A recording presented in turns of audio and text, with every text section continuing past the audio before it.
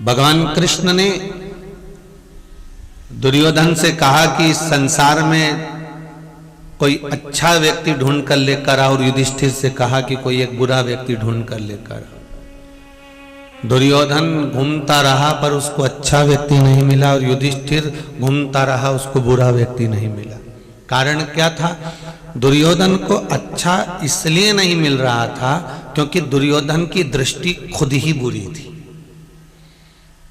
Black colour का चश्मा लगाओगे, काले कलर का चश्मा लगाओगे तो सब काले ही नजर आएंगे, पीले कलर का लगाओगे तो पीले ही दिखेंगे, लाल कलर का चश्मा लगाओगे तो सब लाल नजर आएंगे।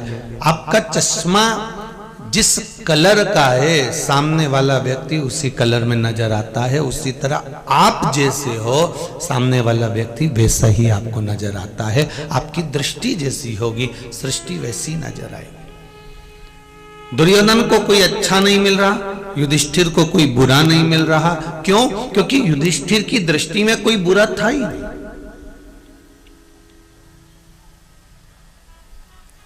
युधिष्ठिर की दृष्टि में कोई बुरा नहीं था, युधिष्ठिर की दृष्टि में सब अच्छे थे।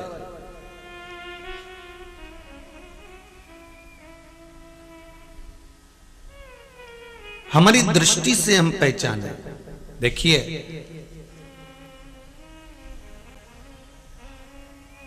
आप कभी बगीचे में गए हो जहां फूल लगते हो? जम के तो बोलो, गए हो ना? जहां फूल लगते हो उस बगीचे में जाओगे तो आप क्या करोगे? कोई ऐसा छोटा मोटा मुरझाया हुआ फूल तुम तोड़ लोगे क्या? है? जो फूल की खेती करते हैं उनसे भी पूछना, अच्छे अच्छे फूल तोड़ते हैं।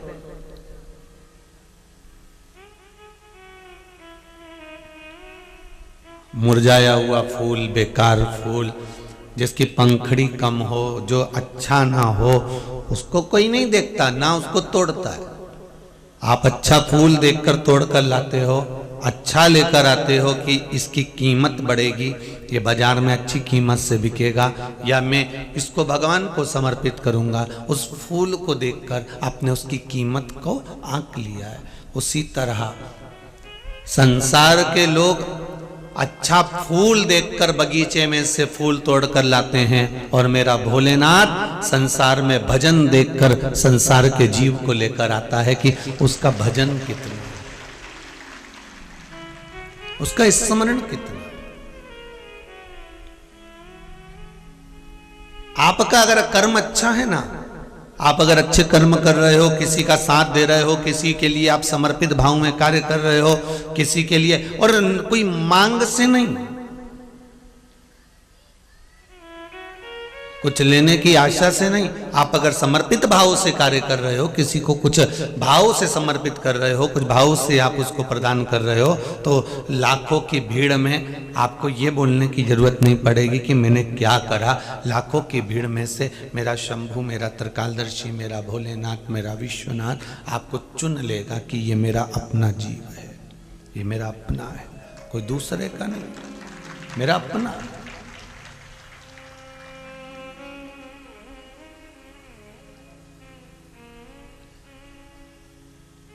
पूरे 90 गांवों के लोगों के घर घर जाओ, अभी कथा चल रही है, और अभी जाकर देखो, क्या पूरे 90 गांवों के घर के लोग कथा में आ गए होंगे? जम के बोलो जरा, नहीं आए होंगे ना। कोई ओटले पे बैठे होंगे, कोई कुर्सी लगा के बैठे होंगे, कोई दुकान पे बैठे होंगे, कोई गप्पे मार रहे होंगे, कोई जेब में से निकाल के मल रहे होंगे, है? कोई धुना कर रहे होंगे, इंजन चला रहे होंगे। तो ये सब आ गए क्या? नहीं। क्यों नहीं आए? कारण क्या था नहीं आने का? क्योंकि बाबा ये चाहता है कि वो यहां तक नहीं पहुंचे। क्यों? अगर वो यहां तक पहुंचेंगे तो बाबा कहते हैं इनके कर्म में कितना भी पाप लिखा होगा तो मेरे दरबार में पहुंच गए तो काटना तो पड़ेगा, इसलिए वहीं रहे तो अच्छा है, वहीं रहे तो अच्छा है। बाबा उसको काटना नहीं चाहता, इसलिए उनको कथा तक बुलाना नहीं चाहता। नहीं तो यहाँ किसी एक माता ने पत्र लिखा, बड़ा सुंदर भाव लिखा है कि मेरा पशुपति व्रत था गुरुजी,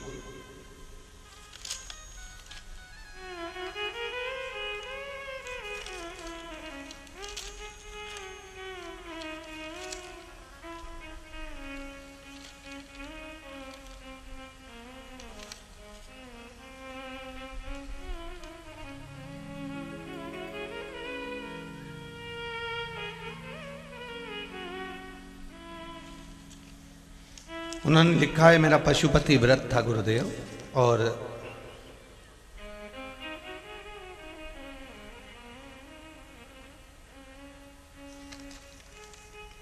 सरिता सुनीता जी चौरसिया, परासिया जिला छिंदवाड़ा से हैं आप। कहाँ बैठी हैं? कहीं बैठी हो तो हाथ हिला देना हो। तो उन्होंने पत्र में लिखा है, गुरुदेव मेरी तबीयत बहुत खराब, मेरे गुरुदेव बाबा से जो मांगा वो पाया है। मेरे पति की तबीयत खराब थी, मेरे घर के पास भोलेनाथ का मंदिर है, मैंने बाबा से प्रार्थना की और बाबा ने मेरी बात सुनी और स्वास्थ्य ठीक हुआ।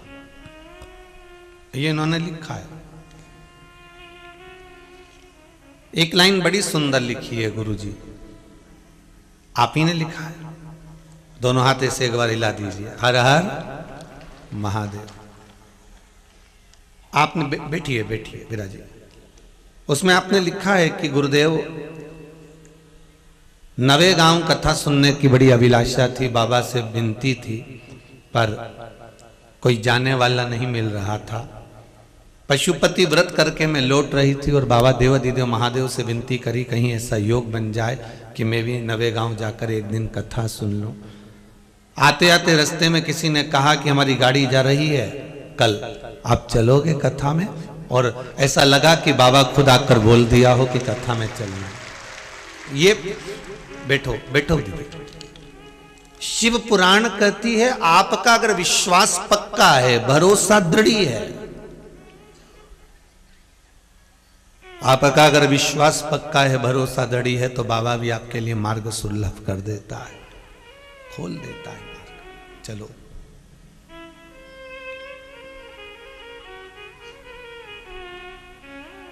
वहां तक मुझे पहुंचना है।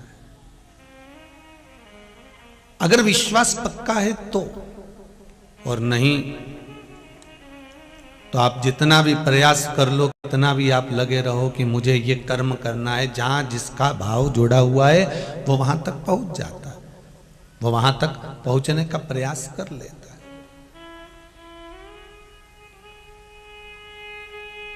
पर कभी विचार करिएगा कि हम भगवान के दरवाजे तक क्यों नहीं पहुंच पाते, हम भगवान के मंदिर तक क्यों नहीं पहुंच पाते, हम भगवान के स्मरण तक क्यों नहीं पहुंच पाते, हम भगवत भजन तक क्यों नहीं पहुंच पाते।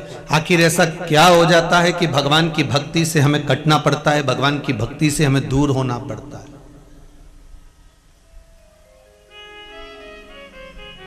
कभी कुछ अच्छा सोचने का भी प्रयास करो।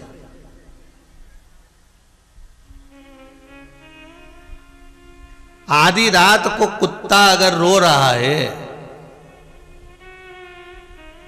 तो अच्छा होता है कि बुरा होता है? जम के तो बोलो, बुरा होता है। अच्छा, और कुत्ते को ठंड लग रही हो तो?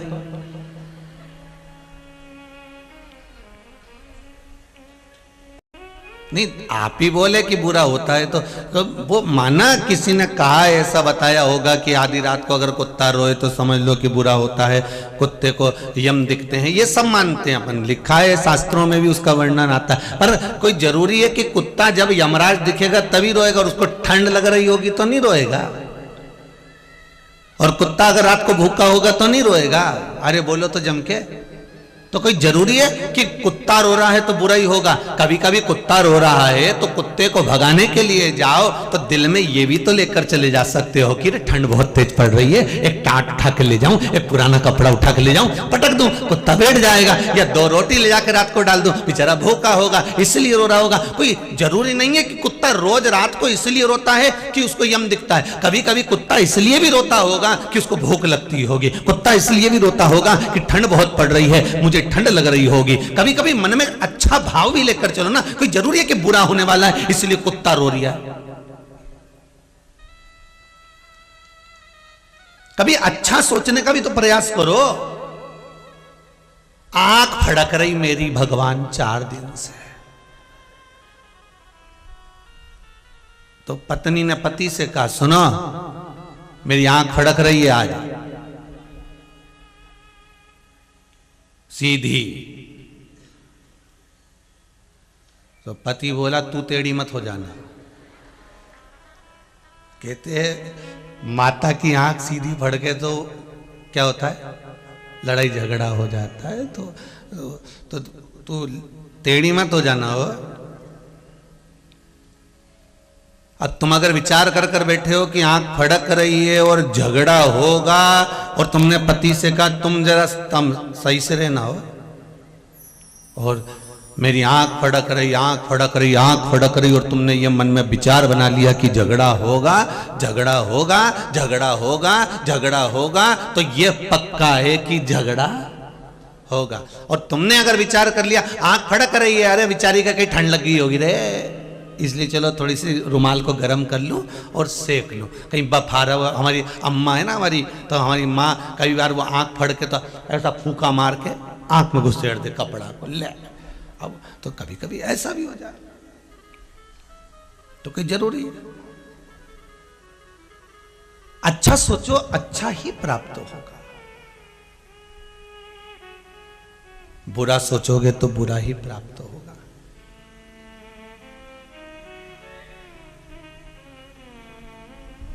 प्रयास करिए इस संसार सागर में कुछ अच्छा ढूंढने का प्रयास करिए। शिव महापुराण की कथा कहती है कि हम भगवान के मंदिर जा रहे हैं, भगवान का गुणगान गा रहे हैं, भगवान की भक्ति में डूबे हुए हैं, तो ये समझ लेना कि देवाधिदेव महादेव ने आपको कोई अच्छी राह पकड़ा दी है। और अच्छी राह पर अगर हम चल रहे हैं तो ये हमारा प्रयास रहे कि हम वहाँ से चलते चलते कुछ अच्छा प्राप्त कर लें। सीहोर की कथा में कुबेरेश्वर धाम से जब ऑनलाइन कथा आ रही थी तो एक बात कही थी कि 2 तरह के व्यक्ति होते हैं। जैसे 2 तरह की छत होती है उसी तरह 2 तरह के व्यक्ति होते हैं। तुम्हारे घर की भी छत 2 तरह की होगी, जो छत होगी वो 2 तरह की होगी। एक छत ऐसी होती है कि वो बनाने वाला जो होता है, छत बनाने वाला जो ठेकेदार होता है, वो छत बनाता है तो एक छत तो एकदम सीधी बना देता है। तो सीधी बना देता है तो छत का पानी बाहर निकलता है क्या? जम के बोलो, नहीं निकलेगा। नहीं निकलेगा तो कैसे निकालोगे? छत में पानी भरा गया, अब पाइप भी लगा है, पानी निकालने की व्यवस्था तुमने सब करवा दी, पर छत डालने वाले ने गड़बड़ कर दी तो उसने छत कैसी डाल दी? एकदम सीधी डाल दी। अब उसमें पानी पानी भरा हुआ है। अब पानी भरा है तो तुम छत पे गए तो झाड़ू से झाड़ झाड़ के, झाड़ू से झाड़ झाड़ के, झाड़ू से झाड़ झाड़ के उसका पानी पाइप से बाहर निकाला। और एक छत डालने वाले ने ऐसी डाली कि उसका स्लोप नीचे दे दिया, नहीं एक बूंद पानी ऊपर सटक के नीचे चले जा, झड़ से तुरंत नीचे।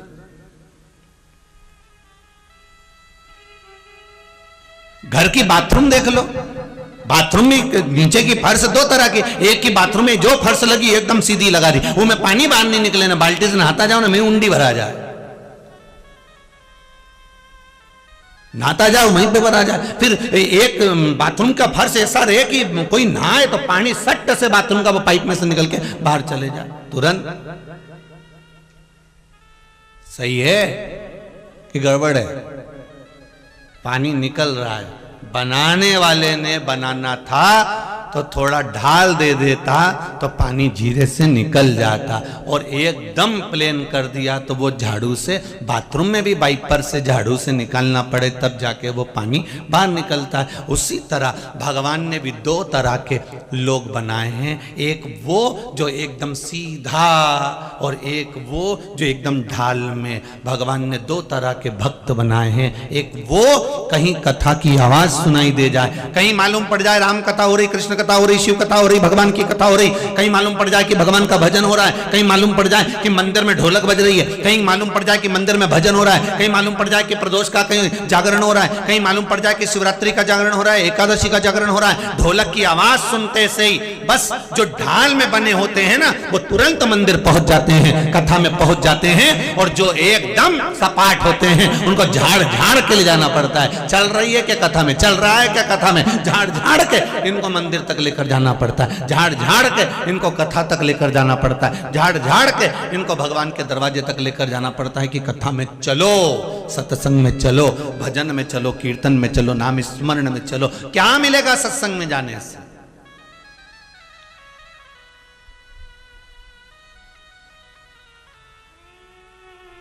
अरे कथा में जाने से मिलता क्या है?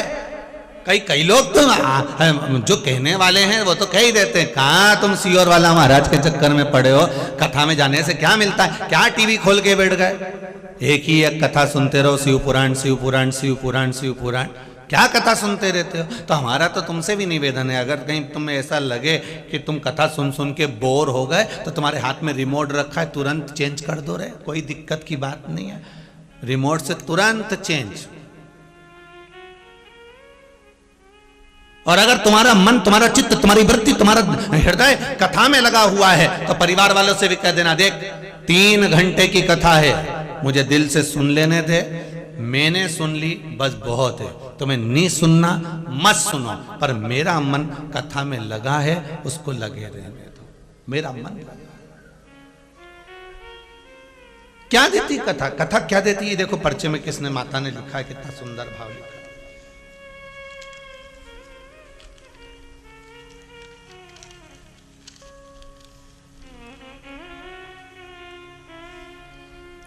शिव कांति मालवीय नागपुर से हैं, कहाँ बैठी हैं जरा हाथ उठाएंगे, खड़े हो जाइए। शिव कांति मालवीय नागपुर से, आप ही हैं माता जी, हाथ हिला दीजिए दोनों, दोनों हाथ हिला दो एक बार, हर हर महादेव। आप ही ने पत्र लिखा है मां, बड़ा सुंदर पत्र लिखा है, गुरुजी पिछले 10 वर्षों से नींद नहीं आ रही थी, बीमारी से ग्रसित थी, हर रोज रात में सोते समय नींद की गोली खानी पड़ती थी।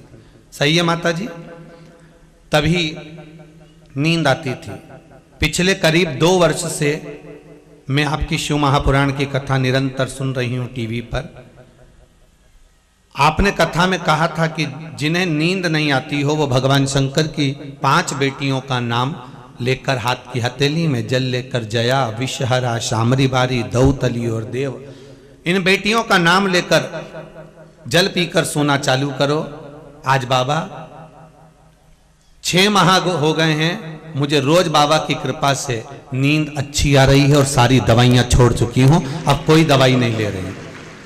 ये माँ लिख रही हैं, बैठ जाओ माता जी, बहुत बहुत कृपा बाबा की बनी रहे, हर हर महादेव। बैठी बैठी, अगर विश्वास है तो शिव, शिव क्या देते हैं, शंकर क्या प्रदान करते हैं, शंकर क्या दे जाते हैं, मेरा ओघड़दानी क्या प्रदान कर जाता है।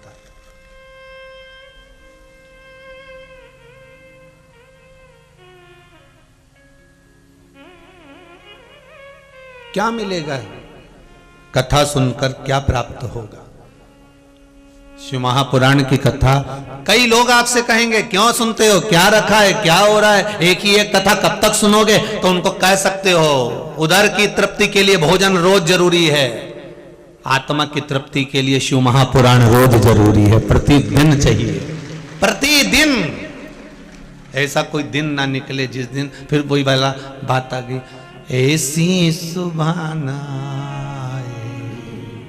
आए ना ऐसी शाम, जिस दिन जुबा पे मेरे, जिस दिन जुबा पे मेरे आए ना शिव का नाम, ऐसी सुभाना आए ना ऐसी शाम। बाबा बस इतनी कृपा बनाकर रखना, जैसे मैं शंकर की भक्ति में डूबी हुई हूं, शिव के स्मरण में लगी हुई हूं, शंकर के भजन में डूबी हुई हूं, मेरा चित्त, मेरी वृत्ति, मेरा मन आपके भजन में लगा रहे। दुनिया के लोग कहें कि शिव महापुराण में जाने से क्या मिलेगा, शंकर की कथा सुनने से क्या मिलेगा, सत्संग में पहुंचने से क्या मिलेगा, हम मानते हैं कि आपको कोई रुपया, कोई धन, कोई दौलत, कोई सत्ता, कोई सामान हम यहां से नहीं दे सकते, हम आपसे नहीं, हम नहीं दे सकते।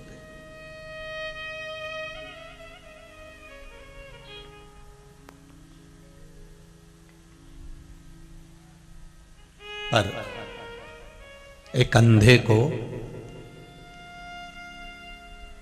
फूल के बगीचे में ले जाओ, अंधा फूल देखेगा क्या? अरे बोलो जम के, नहीं। भले वो फूल नहीं देखेगा पर फूल की सुगंध तो ले लेगा ना। अंधा है, बगीचे में गया, फूल नहीं देख पाया पर सुगंध तो ले ली। एक पत्थर को पानी में डुबो दो, पत्थर पानी में पिघलेगा क्या? अरे बोलो जम के, नहीं। पर पत्थर पानी में पिघलेगा नहीं, पर वो पत्थर पानी के अंदर पड़ा रहेगा तो सूर्य की तपन उसको लगेगी नहीं, वो तपेगा नहीं। उसी तरह कथा में जाकर बैठ जाओगे, कुछ मिले ना मिले, पर यह पक्का है कि 3 घंटे झूठ और पाप से बच जाओगे, अपने भजन में लगे रहो। बहुत। अंधे को फूल के बगीचे में छोड़ दो, वह अंधा फूल नहीं देख पाएगा पर सुगंध ले सकता है। पत्थर को पानी में पटक दो, पत्थर पिघलेगा नहीं पर सूर्य की तपन से बच जाएगा।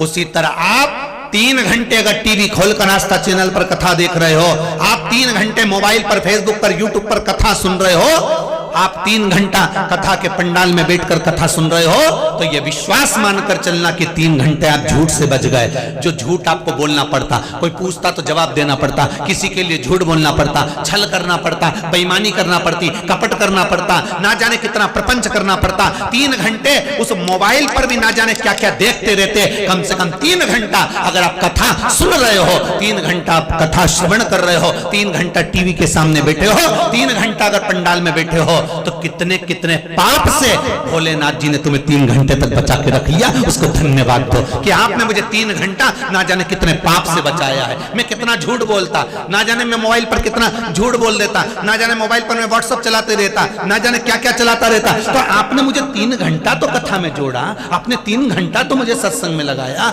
आपने 3 घंटा तो मुझे कथा में ले जाकर बिठाया, आपने 3 घंटा तो मुझे टीवी के सामने भगवान की कथा में बिठाया। बस इस बात की खुशी होना चाहिए कि 3 घंटा आपके मुंह से झूठ नहीं निकल रहा, आपके मुंह से पाप नहीं निकल रहा, आपके मुख से गलत बात नहीं निकल रही। 3 घंटा आप निंदा नहीं सुन रहे, 3 घंटा इस शरीर के द्वारा आप पाप कर्म नहीं कर रहे। कम से कम इतना तो हो रहा है कि पाप से हम बच गए हैं। 3 घंटा इतना ही बहुत है। शिव कथा से इतना भी हो गया ना तो समझ लो तुम शंकर के हो गए और कुछ भी नहीं चाहिए। इतना ही हो गया बहुत। क्योंकि आज के जमाने में लोग इसी के पीछे पड़े हुए हैं कि शिव महापुराण क्यों सुनते रहते हो, क्या रखा है कथा में, क्या रखा है, बार बार वही सियोर वाला महाराज क्यों सुना। तो फिर निवेदन करूंगा, 3 घंटा पाप कर्म से बच रहे हो ना, यही बहुत है भोलेनाथ जी के लिए बहुत। घर के लोगों को भी कह देना बस अब क्या करूं मैं।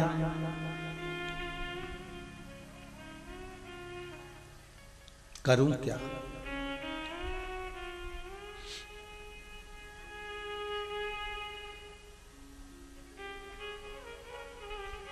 गलत क्या है उसमें? अभी खरगोन में शिव महापुराण की कथा थी, आप लोगों ने सुनी है? किस किस ने सुनी? जरा हाथ उठाओ। सबने सुनी है? अच्छा रख लो, बहुत बढ़िया। खरगोन में शिव महापुराण की कथा थी। वहां इस्कॉन मंदिर का एक निर्माण हो रहा है नया। पहले से वहां पर गोवर्धन नाथ जी का मंदिर है, श्री जी की हवेली है। अब वहां एक बड़ा इस्कॉन मंदिर भी बन रहा है। तो वहां इस्कॉन मंदिर से जुड़े हुए कुछ बच्चे मिलने के लिए आए और उन्होंने व्यासपीठ पर गीता जी दी।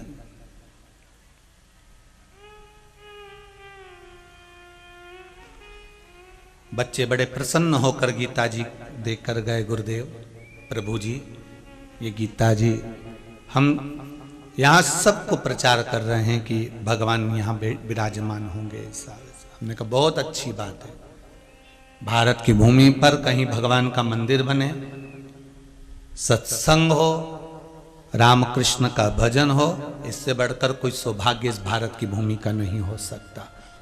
पाप बचे, पुण्य हो इस भारत की धरा पर, इससे बढ़कर कोई सुख नहीं हो सकता। जब हम पाठक जी के यहाँ ठहरे हुए थे तो हम वहां जा रहे थे गाड़ी में बैठकर, तो उस गाड़ी में 2 लोग और बैठे हुए थे। उन्होंने कहा गुरुदेव ये लोग बाजार में गीता जी हाथ में लेके बेचते रहते हैं। तो हमने कहा उसमें कौन सी बड़ी बात है, अच्छा है, अच्छा है, इससे बढ़कर और क्या चाहिए। गुरुजी बाजार में गीता बेचते हैं, खड़े होकर सबको देते हैं, अच्छा लगता है। हमने कहा इससे बढ़कर सौभाग्य और क्या चाहिए। लोग मूंगफली का ठेला लगाते हैं, उनसे तो कोई नहीं कहता कि तुम मूंगफली बेच रहे हो। चने का ठेला लगाने वाले से कभी नहीं कहते कि चने का ठेला लगा। अगर वो गीता जी दे रहे हैं तो तुम्हें किस्मत वाला समझना चाहिए कि हमारे दरवाजे पर आकर कोई गीता जी प्रदान कर रहा है, गीता देकर जा रहा है। इससे बढ़कर सौभाग्य और क्या होगा, इससे बढ़कर सुख और क्या होगा।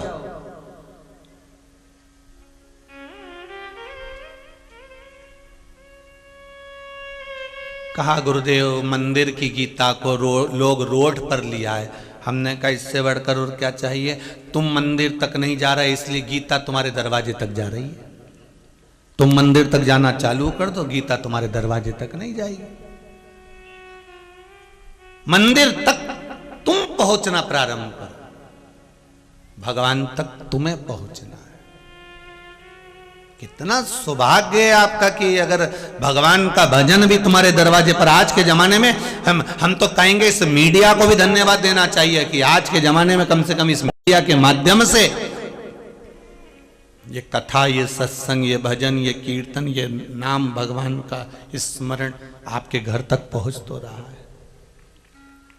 कहां बैठे रहते, कहां जा पाते, पर वो पहुंच तो रहा है। कैसे भी पहुंचा तो सही।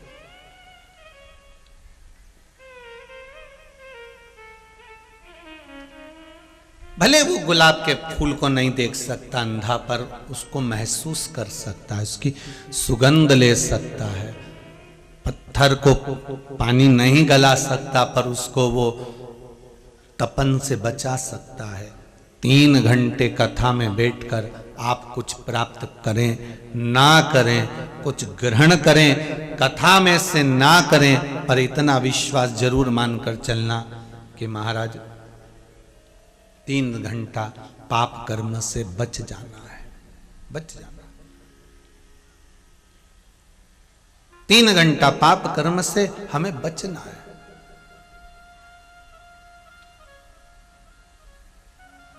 इस मन को परमात्मा तक लेकर जाना है।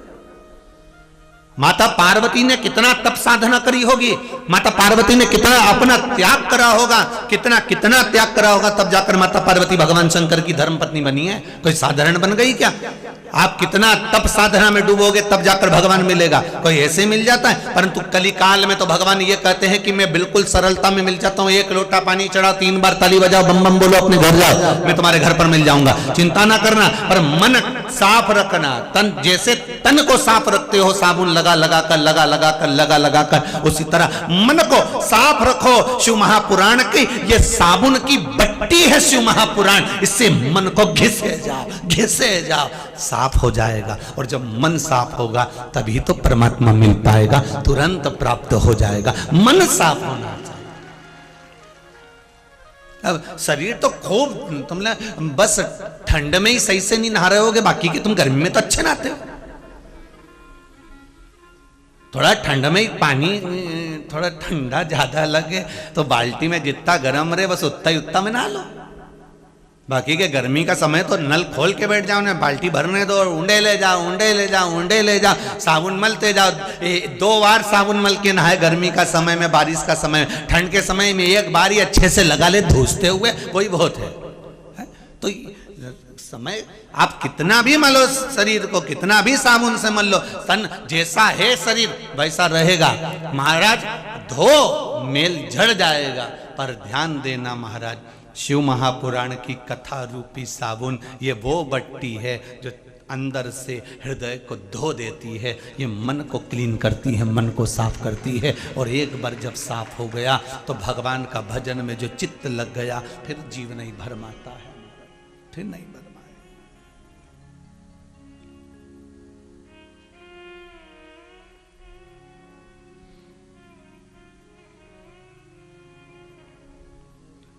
महाराज एक बार लग जाए बहुत है। लागी गयो लागी गयो लागी गयो रे, शिव नाम होठो पे लागी गयो।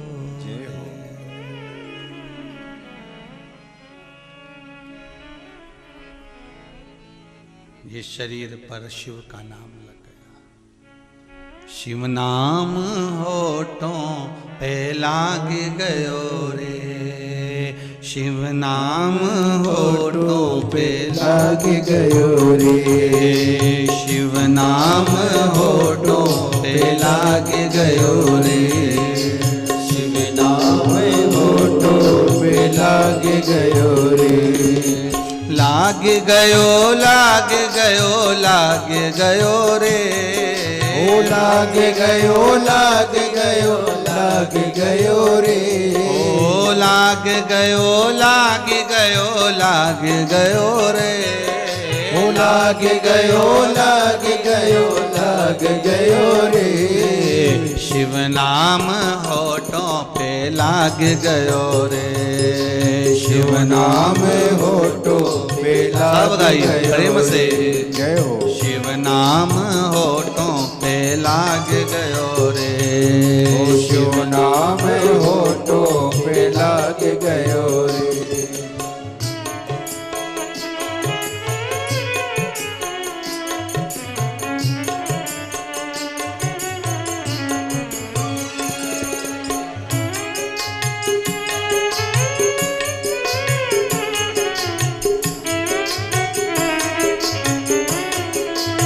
भाव से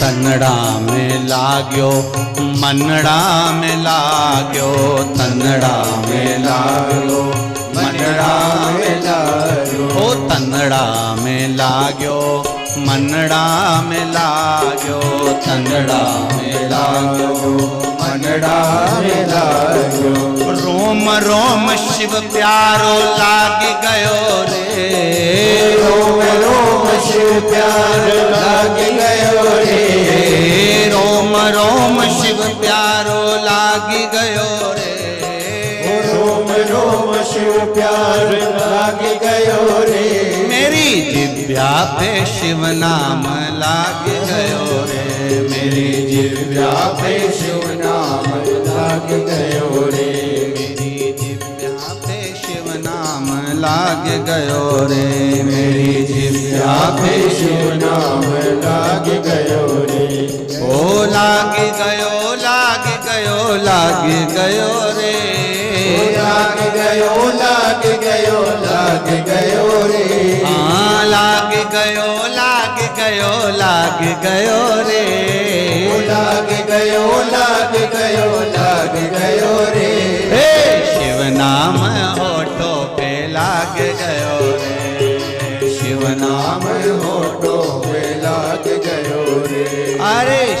नाम होठों पे लाग गयो रे, शिव नाम होठों पे लाग गयो रे।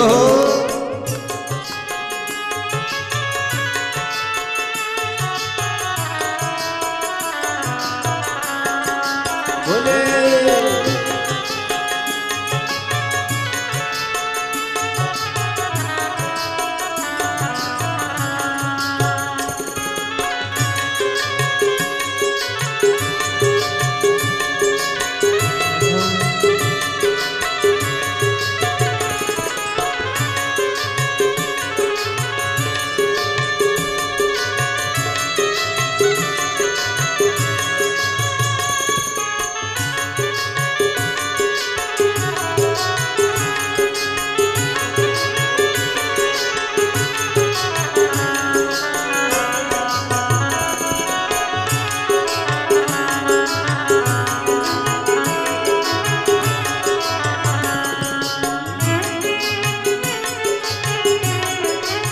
शंभो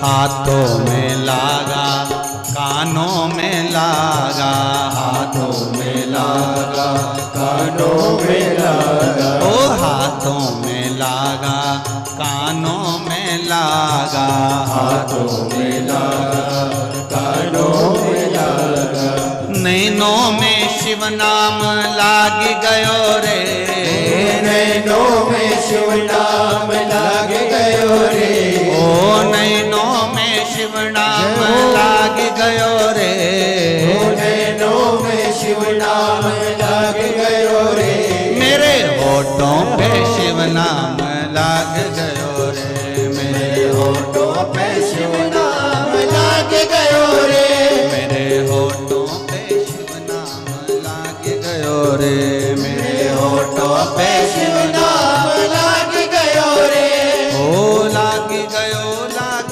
गयो, लाग गयो रे, लाग गयो, लाग गयो, लाग गयो रे, हाँ लाग गयो, लाग गयो, लाग गयो रे, लाग गयो, लाग गयो, लाग गयो रे, अरे होठों पे शिव नाम लाग गयो रे, मेरे होठों पे शिव नाम लाग गयो रे, मेरे हृदय में शिव नाम लाग गयो रे, मेरे हृदय में शिव नाम लाग गयो रे, मेरे नैनों में शिव नाम लाग गयो रे, मेरे नैनों में शिव नाम लाग गयो रे, मेरे कानों में शिव नाम लाग गयो रे, मेरे कानों में शिव नाम लाग गयो रे, मेरे हाथों में शिव नाम लाग गयो रे, मेरे कानों में शिव नाम लाग गयो रे,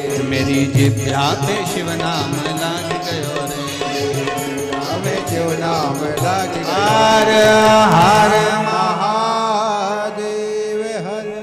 भगवान काशी विश्वनाथ की कथा कर रही है, ये होठों पे भगवान शंकर का नाम अगर लग गया है, भगवान की भक्ति का रस तत्व हमारी इस जिह्वा को, हमारे इस हृदय को, हमारी इन इंद्रियों को लग गया है, तो जीवन समझ लो कि तुम्हारा सार्थक हो गया, जीवन की सार्थकता उत्पन्न। शंभु शरणे पड़ी मांगू घड़ी रे घड़ी दुख, सब बोलिए शंभु शरणे मांगू घड़ी रे घड़ी दुख काटो दया करी न दर्शन आपो। हे भगवान, बस ये मुख पर, ये नैनों पर, ये हस्त कमल पर, ये नासिका, ये श्रवण, ये हृदय, सब पर आपकी भक्ति का एक बार रस लग गया, फिर ये इंद्री भटकती नहीं।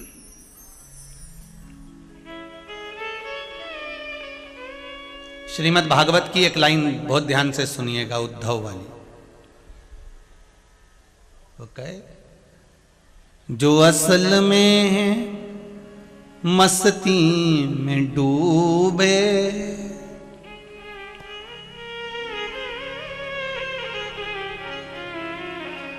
जो असल में है मस्ती में डूबे, उन्हें क्या परवाह जिंदगी की,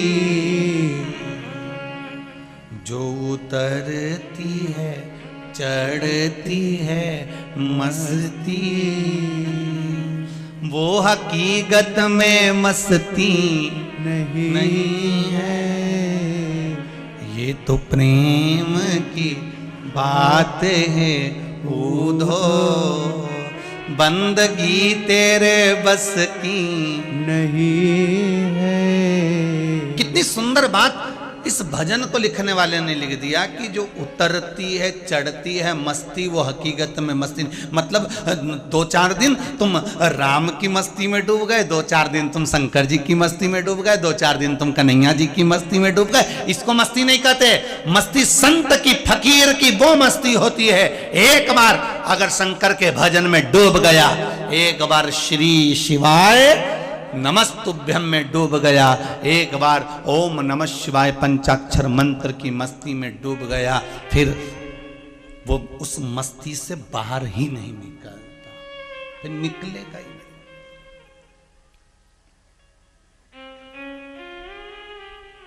जो उतरती है चढ़ती है मस्ती, वो हकीकत में मस्ती नहीं है। ये तो प्रेम की बात है। नवे गांव वालों,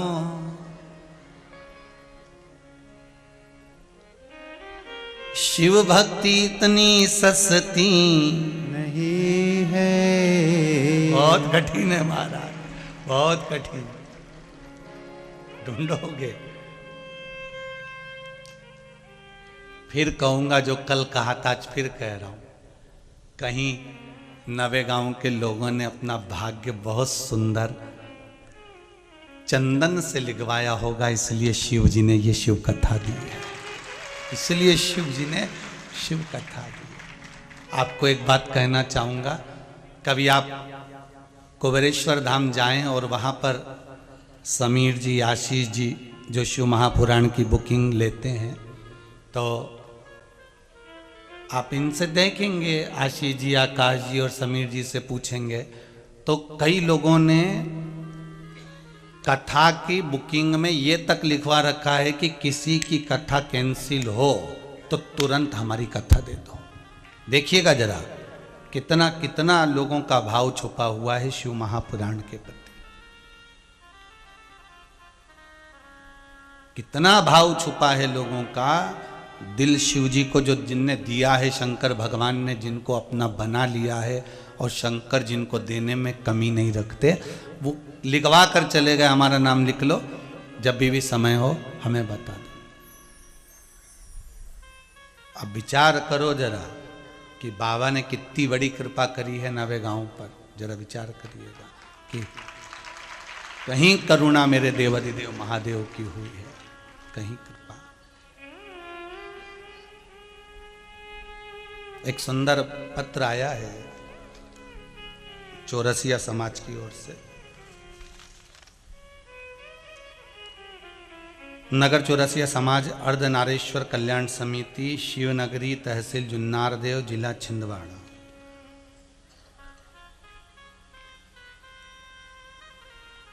संपूर्ण चौरसिया समाज की ओर से पत्र है, ये लिखा है।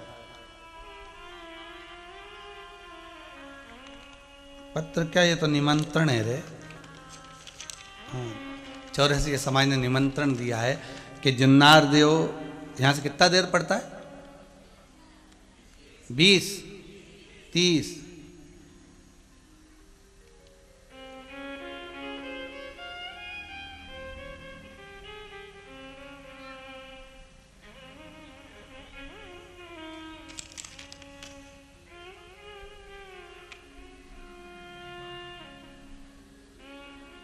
यह कथा समापन कितनी तारीख की है? 24 को।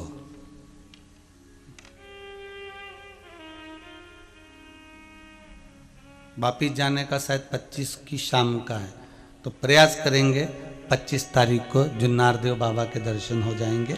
चौरसिया समाज जो निमंत्रण दिया है उसको ध्यान रखें। सुबह के संपूर्ण चौरसिया समाज को बहुत प्रयास पूरा रहेगा। बाबा बुलाया है, बाबा की कृपा हो। बाबा के लिए ये शरीर बना है और बाबा के लिए आप और हम बने हैं। शिव रूपी श्वास इस शरीर में चल रही है। इसका एक एक कण, तिनका तिनका इस शरीर की एक एक नस, एक एक रोम रोम शंकर का है, शंकर को समर्पित है। उसकी आज्ञा होगी जरूर पहुंचेंगे, क्योंकि यहां कथा समापन होने के बाद में कथा शायद 27 से है, 27 तारीख से भिलाई में, भिलाई दुर्ग भिलाई में मां कामाख्या सेवा समिति द्वारा कथा स्कूल ग्राउंड दशहरा मैदान सेक्टर नंबर 7 भिलाई में छत्तीसगढ़ में प्रारंभ हो रही है, जिसका कथा का समय आस्था चैनल पर 11 बजे से सुबह 2 बजे तक रहेगा। बाबा की कृपा हो 11 बजे से 2 बजे तक रहेगा। उस शिव महापुराण की कथा में बाबा देव अधिदेव महादेव के पावन चरित्रों का स्मरण करेंगे। भक्त शिव महापुराण की कथा रहेगी। कौन सी कथा रहेगी? भक्त शिव महापुराण की। जैसे ये त्रिनेत्र चल रही है तो भक्त शिव महापुराण की कथा रहेगी। उसमें भगवान के पावन भक्तों का, शंकर के रोचक, जो शिव के उपासक हैं भगवान शंकर के, जिन्होंने सुंदर सुंदर शिवलिंगों का निर्माण करा है अपनी भक्ति के बल पर, वो भक्त शिव महापुराण कथा पूरे छत्तीसगढ़ वासियों के लिए बहुत बहुत सौभाग्य का विषय है। जो सुंदर दशहरा मैदान में स्कूल ग्राउंड में 11 बजे से 2 बजे तक कथा श्रवण कर अपने जीवन को सार्थक बना। आस्था चैनल पर वो कथा 11 से 2 बजे तक निरंतर रहेगी। भगवान की भक्ति, स्मरण, कहीं शिव की कृपा हो जाए। माता पार्वती जी ने घोर तप कर कर शंकर भगवान को प्राप्त करा था। कली काल में इतना घोर तप करने की जरूरत नहीं। आप तो 1 लोटा पानी शंकर जी को चढ़ाओ और 1 बेलपत्र 1 पुष्प चढ़ाओ, वो भी नहीं हो तो 3 बार ताली बजाओ। इतना भी ना बने तो बम बम भोले इतना बोल दिया, शिखर का दर्शन कर लिया। शंकर के मंदिर में जाकर ये भी नहीं कर पाए तो जब सब पूजन कर कर चले जाएं तो मंदिर की सेवा संभाल कर लीजिए, मंदिर की चाकरी कर लीजिए, मंदिर में झाड़ू लगा दीजिए, मंदिर में बुआरी लगा दीजिए, मंदिर में पोछा लगा दीजिए। प्रयास करिएगा, उसमें भी सुख का अनुभव हो जाएगा, उसमें भी आनंद का अनुभव हो जाएगा।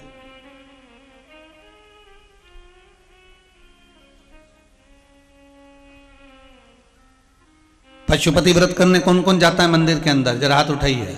आप लोग जाते हो? हाथ नीचे रखो।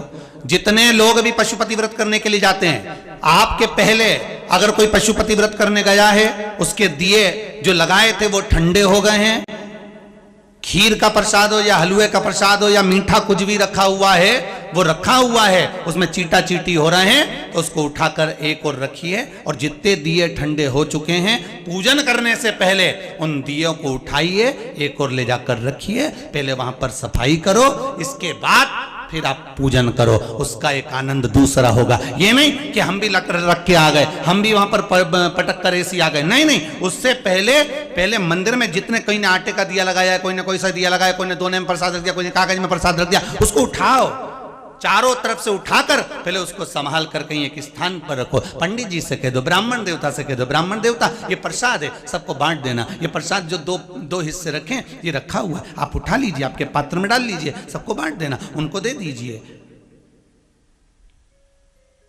प्रदान कर दीजिए। जो दिए ठंडे हो चुके हैं, जिनकी दीप मालिका में रोशनी नहीं है, उनको उठाकर एक साइड, उसके बाद आप पूजन करो, उसका एक आनंद दूसरा होगा। एक प्रश्न किसी ने करा है, बड़ा सुंदर प्रश्न है, समझने वाला प्रश्न है कि हम शंकर जी के मंदिर में जाते हैं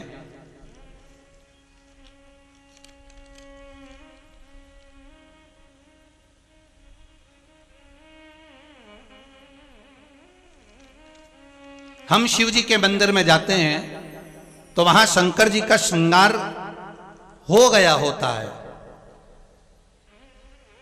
अर्थात जो पूजन कर कर गया वो शिव जी का श्रृंगार करके गया, कोई भी गया, फिर वापिस हम जल चढ़ाएं, फिर वापिस श्रृंगार करें तो क्या स्वीकार होगा? एक सहज वाली बात है, बहुत सुंदर प्रश्न है। इसका उत्तर भी बड़ा सरल है कि आपके पहले कोई पूजन करने आया पशुपति व्रत का या सोमवार का या मंगलवार का या बुधवार का, जो भी पूजन करने आया उसने पूजन करा, श्रृंगार करा, इसके बाद में आप पहुंच गए, आपने भी लोटा भर के पानी चढ़ा दिया, तो क्या भगवान स्वीकार करेगा? क्यों नहीं, क्यों नहीं करेगा?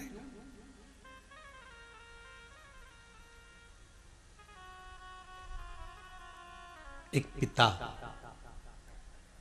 के 5 पुत्र हैं, बहुत सरल भाषा में समझना है इस प्रश्न का उत्तर। एक पिता के 5 पुत्र हैं, पिता के लिए 5 पुत्र बराबर हैं। बोलो सही है कि गलत है? माता के लिए, पिता के लिए ये 5 पुत्र बराबर के हैं महाराज। इनके पास में कपट वाला भाव नहीं है। बड़ा बेटा आया, उसने कहा पिताजी 50 रुपए देना मुझे, पिताजी ने उसको 50 रुपए दिए। मंझला बेटा आया, पिताजी मुझे 100 रुपए देना, ले बेटा ये ले। कोई आया, मुझे 200 रुपए देना, हाउ बेटा ये ले। कोई आया, मेरे को 500 रुपए देना, हाउ बेटा ये ले। पिता के लिए सब बराबर है। अब एक बेटा आया, उसने पांव दबाया, एक बेटा आया उसने हाथ दबाया, एक बेटा आया उसने धोक लगाई, एक बेटा आया पीठ की मालिश कर कर चले गया, एक बेटा आया थोड़ा सा पिताजी को पानी पिलाकर चले गया। उसी तरह पिता प्रसन्न है कि मेरे 5 की 5 बेटे मेरी सेवा में लगे हुए हैं, मेरे 5 पुत्र मेरी सेवा कर रहे हैं। ये पिता की प्रसन्नता है, ये पिता की प्रसन्नता है। उसी तरह भगवान की हम सब औलाद हैं, भगवान की हम सब संतान हैं। जो बेटी जो बेटा जब आता है और जब पूजन कर कर जाता है, भगवान उसकी पूजा को उसी समय स्वीकार कर लेता है। भगवान ये नहीं सोचता कि मेरा श्रृंगार हुआ है, केवल एक देव अधिदेव महादेव ही तो ऐसे हैं जो दिन भर नहाते हैं, दिन भर उन पर पानी चढ़ता है, दिन भर उनका श्रृंगार होता है, दिन भर उनका आनंद होता है, दिन भर भोग लगता है, दिन भर दिया लगता है, दिन भर उनका स्नान पूजन होता है। केवल एक देव अधिदेव महादेव ही तो ऐसे हैं जिनके मंदिर में जाने का कोई मुहूर्त नहीं होता, जब मर्जी पड़े तब चले जाओ। सारे देवताओं के मंदिर में तो दरवाजे भी रहते हैं, सारे मंदिरों में तो दरवाजे और चौखट भी होती है, पर पहले का अगर नियम निकाल कर देखोगे तो शंकर जी के मंदिर में ना तो दरवाजा होता था ना चौखट होती थी। दरवाजा चौखट बना भी देते थे तो दरवाजा नहीं लगाते थे कि तुम्हारी मर्जी पड़े तब शंकर के दरवाजे जाना, जल चढ़ा के आना, प्रार्थना करना और वापिस घर चढ़े जाना। क्यों? क्योंकि शंकर शमशान के वासी हैं, शिव कैलाश के निवासी हैं। शंकर शमशान में निवास करते हैं। जैसे शमशान में जाने का कोई मुहूर्त नहीं होता, उसी तरह शंकर भगवान के पास जाने का कोई मुहूर्त नहीं होता। जब मर्जी पड़े तब चले जाओ, जब तुम्हारा मन करे तब शिव के दरवाजे जाओ। उसके पास जाने का कोई मुहूर्त नहीं, उसके पास पहुंचने का कोई मुहूर्त नहीं, उसकी चौखट पर जाने का कोई मुहूर्त नहीं है। तुम्हारा जब मन पड़े, तुम्हारा जब मन करे तब शिव के दरवाजे पहुंचो।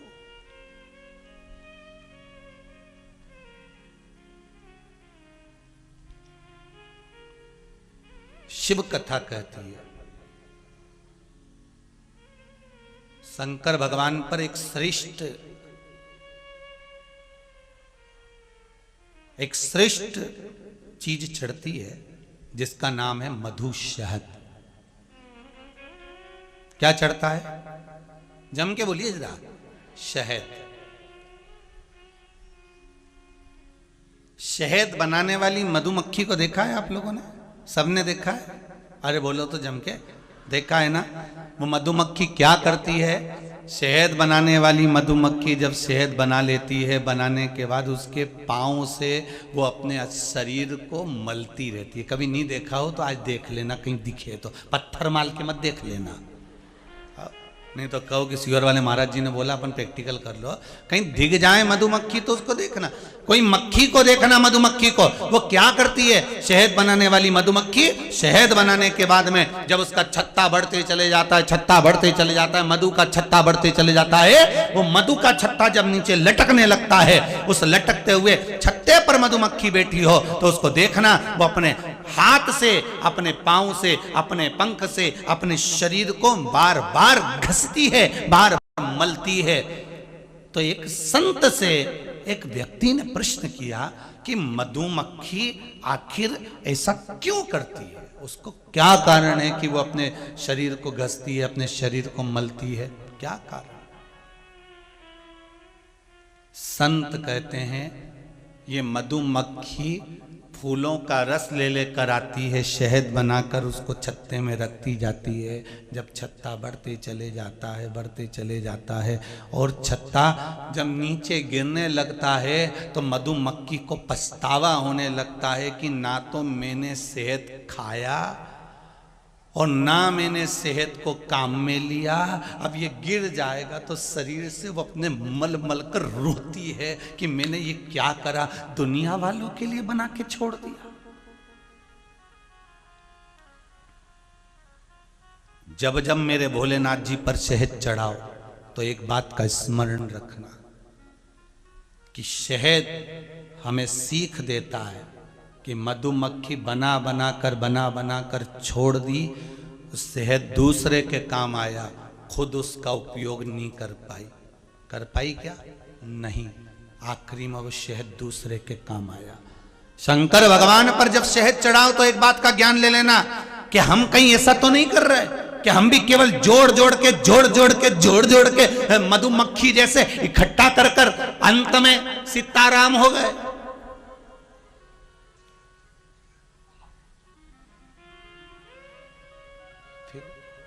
आखिरी में रो रहे। जो कंजूस व्यक्ति होता है ना, कंजूसड़ा, यही करता है, ना तो खा पाता है ना खिला पाता है, जोड़ जोड़ आखिरी में सीताराम हो जाता है।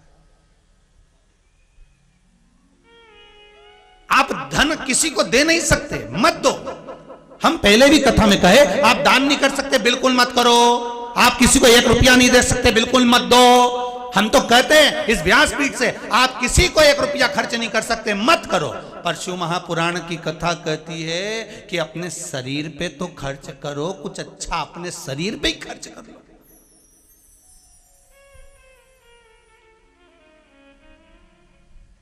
अपने शरीर पर भी नहीं खर्च कर।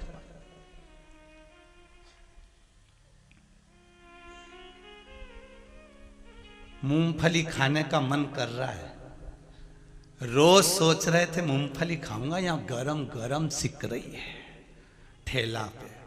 2 बार मन करा गए, कैसी दी? 20 रुपए की 50 ग्राम, 50 ग्राम 20 की, ओ 5 रुपए की दे दे। 5 रुपए की उसने मूंगफली 10 मूंगफली दी। खाने का मन था और खा लेता, पर वो 5 रुपए की खा के इस मन को मार लिया। बस खा ली, संतुष्टि हो गई। अब उससे पूछा जाए तेरी जेब में जो पैसे पड़े तूने कमाए किसके लिए कमाए? किसके लिए? तू अपने ऊपर भी तो खर्च नहीं कर पाया। मधुमक्खी शहद का प्रयोग खुद नहीं कर पाती, मधुमक्खी शहद बनाकर छोड़ देती है, उसका प्रयोग नहीं कर पाती। बाद में शरीर मलती है, बाद में सिर धुनती है, बाद में पछतावा होता है कि मैंने ये क्या कर दिया, मैंने ये क्या करा।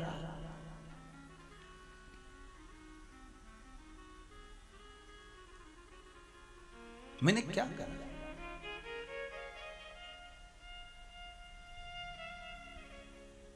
कार्यकर्ताओं को धन्यवाद कि जो लोग खड़े हुए थे उनके बैठने के लिए आपने पीछे का टेंट खोलना चालू कर दिया, उसके लिए बहुत बहुत धन्यवाद। वहां पर बिछा तोड़ कर दें जिससे लोग बैठते चले जाएं, बहुत बहुत साधुवाद। मधुमक्खी शरीर को धुनती है, शरीर को धुनती, अपने शरीर को धुन रही होती है कि मेरा ये बनाना, मेरा ये निर्माण ठीक नहीं रहा, ये श्रेष्ठ नहीं रहा। मेरा ये निर्माण श्रेष्ठ नहीं है महाराज।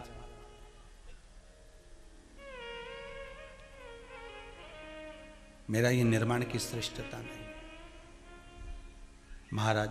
शिव महापुराण की कथा कहती है, पार्वती जी ये बात जानती हैं। पार्वती जी ने शंकर भगवान से निवेदन करा कि ये शरीर, ये मन, ये चित्त, ये वृत्ति, ये आपका दिया हुआ है, इसलिए आपको समर्पित कर रही हूं। जिस दिन आपके मुख से निकल जाए कि शंकर ने हमको बनाया है, शिव ने निर्माण करा है, ये शरीर शंकर का है, ये घर, ये परिवार, ये कुटुंब, ये सब कुछ शिव का दिया हुआ है, उस दिन गलत काम करने से पहले भी आपके मन में आ जाएगा कि शंकर का दिया हुआ है, इसलिए इसको मैं गंदा ना करूं। ये वो कहे, एक वो बहुत सुंदर बात कही किसी ने, मेली चादर ओढ़ के मैं द्वार तिहारे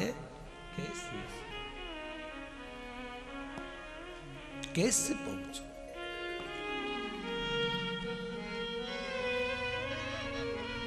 अब तुम्हारे दरवाजे पर मैं आऊंगा कैसे? मैं परमात्मा तुम्हारे चौखट पर पहुंचूंगा कैसे? अगर शादी में जा रहे हो, अच्छे फंक्शन में जा रहे हो, वीआईपी घर में जा रहे हो और फटे हुए कपड़े पहनकर जाओगे, गंदे कपड़े पहनकर जाओगे तो लोग क्या कहेंगे? उसी तरह यार विचार करो, झूठ बोलकर, कपट कर कर, बेईमानी कर कर, प्रपंच कर कर, किसी का 10 रुपया खाकर, किसी से 50 रुपए 100 रुपए ज्यादा कमाकर अगर उस परमात्मा के पास चले जाओगे तो परमात्मा भी तो पूछेगा कि तेरा क्या होगा रे कालिया।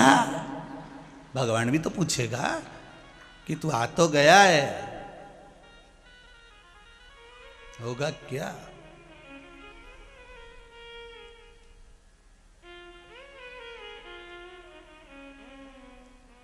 तो कहे, मैं आ तो गया हूं मगर जानता हूं तेरे दर पे आने के काबिल नहीं हूं। मैं आ तो गया हूं मगर जानता हूं तेरे दर पे आने के काबिल नहीं हूं। मुझे इस चीज का अंदाजा है, मुझे इस चीज का अंदाजा है।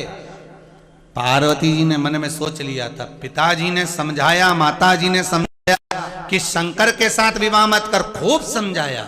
शिव तो ठहरे कैलाशी, अरे गोरा पछताओगी, और उस बूढ़े जोगी के संग में तुम कैसे रह पाओगी। इतने में पार्वती जी ने, जैसे ही माता पार्वती जी की माता जी ने कहा कि बूढ़े जोगी के संग में तुम कैसे रह पाओगी, पार्वती जी ने पूछ लिया कि ये बताओ माँ, आप कह रही हो बूढ़ा जोगी है, उसकी उम्र कितनी है ये बता दो।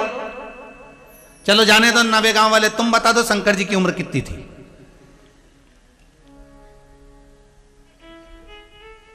भागवत में भगवान कृष्ण की उम्र लिखी है, राम कथा में राम जी की उम्र लिखी है कि इतने समय रहे, इतने समय गए। सारे देवताओं की उम्र लिखी है, केवल एक की उम्र नहीं लिख पाए, वो देव अधिदेव महादेव था, क्योंकि वो तो दुनिया की उम्र लिखता है, उसकी उम्र कौन लिख सकता है?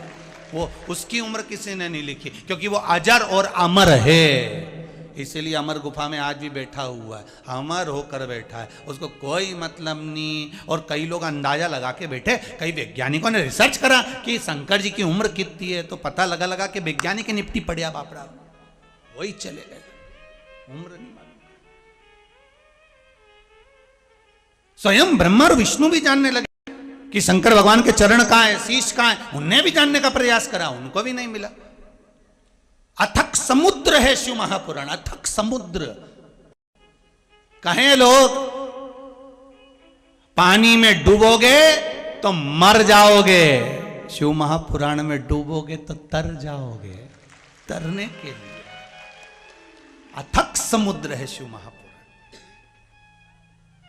जो नहीं समझाना शिव महापुराण को, वो तो कह देगा कि हाँ उसी और वाला महाराज सब गड़बड़ गड़बड़ बताता रहता है, हर कुछ बोलता रहता है, उसने तो ये बोल दिया, उसने तो वो बोल दिया, ऐसी पूजन करा दी, वैसी पूजन करा दी, ये कर दिया, वो कर। जो नहीं समझा शंकर को वो कहेगा, वो उंगली उठा सकता है, क्योंकि उसके 3 उंगलियां उसकी ओर जा रही कि तू अपने अंदर झांक कर देख। जो शिव को नहीं जाना, जिसने वेद और पुराण शास्त्र का स्मरण नहीं करा, शंकर के एक एक स्कंद पुराण का, लिंग पुराण का, नर्मदा पुराण का, शिव पुराण का, शिव संहिता का एक एक शास्त्र का स्मरण नहीं करा, शंकर भगवान के एक एक संबंध का नहीं जान पाया, वो उंगली उठा सकता है।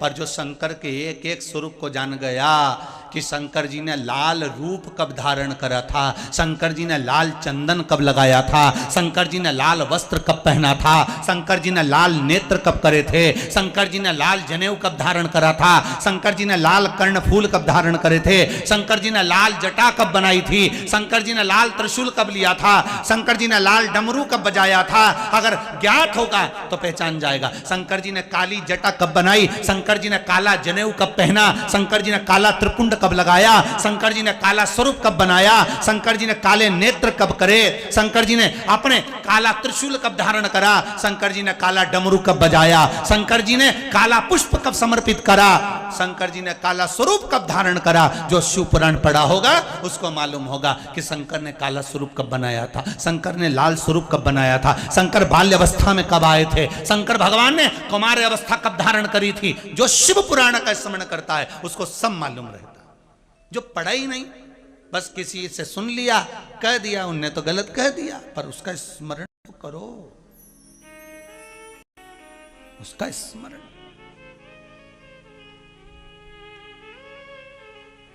एक एक युग में मेरे शंकर भगवान हर युग में आकर ब्रह्मा जी को दर्शन देकर सृष्टि का निर्माण आगे रहकर करवाते, अपना स्वरूप का दर्शन देकर, अपने स्वरूप का दर्शन देकर।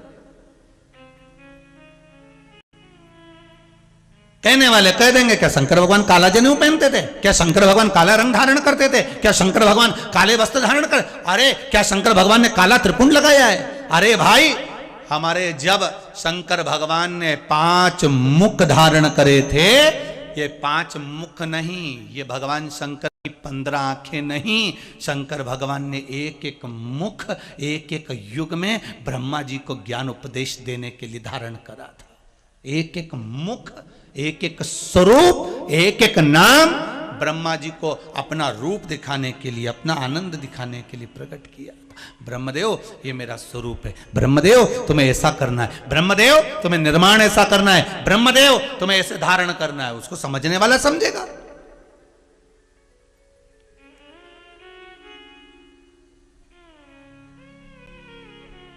जो नहीं पहचाना शिव को, वो क्या समझ सकता है।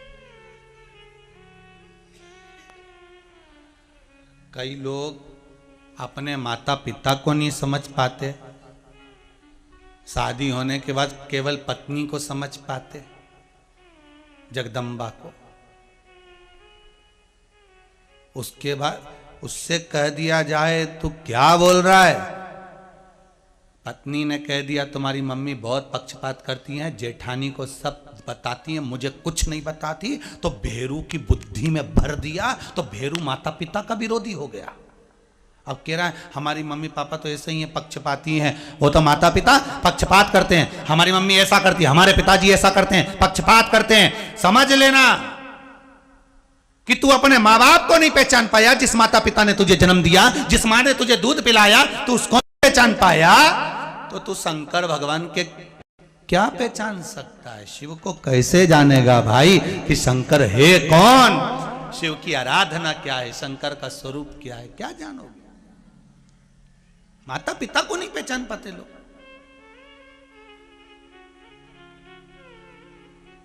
आज किसी ने एक प्रश्न किया था, लिखकर भेजा था, तो वो प्रश्न हमारे गार्ड साहब ने हमको दिया था, शर्मा जी ने, तो कमरे में वो प्रश्न लिखा हुआ रखा है कि किसी ने प्रश्न किया था कि हमारे मोहल्ले में मान लो 2 व्यक्ति एक दूसरे के बहुत बड़े लड़ोके, बहुत बड़े दुश्मन हैं, बहुत बड़े दुश्मन हैं गुरुजी, और बहुत बड़े दुश्मन एक दूसरे का मुंह नहीं देखें और लड़ाई करें, झगड़ा करें, और मान लो गुरुजी अगर वो दोनों मर जाते हों तो फिर उनका अगला जन्म काय का होता है, आप उत्तर बताएंगे। तो प्रश्न अच्छा था, उसका उत्तर हम व्यासपीठ से दे देते हैं, वो दोनों पति पत्नी बन जाएंगे।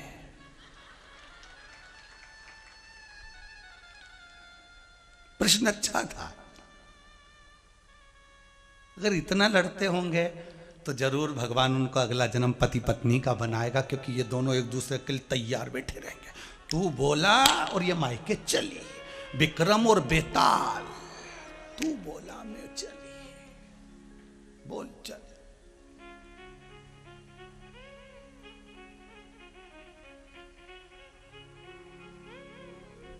चले।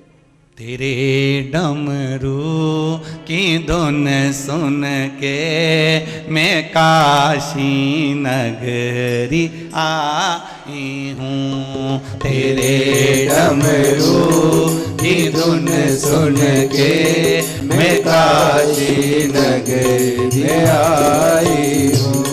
तेरे डमरू की धुन सुन के मैं काशी नगरी आई हूँ। तेरे डमरू की धुन सुन के मैं काशी सब गाइए। नगरी आई हूँ। मैं काशी नगरी आई हूँ।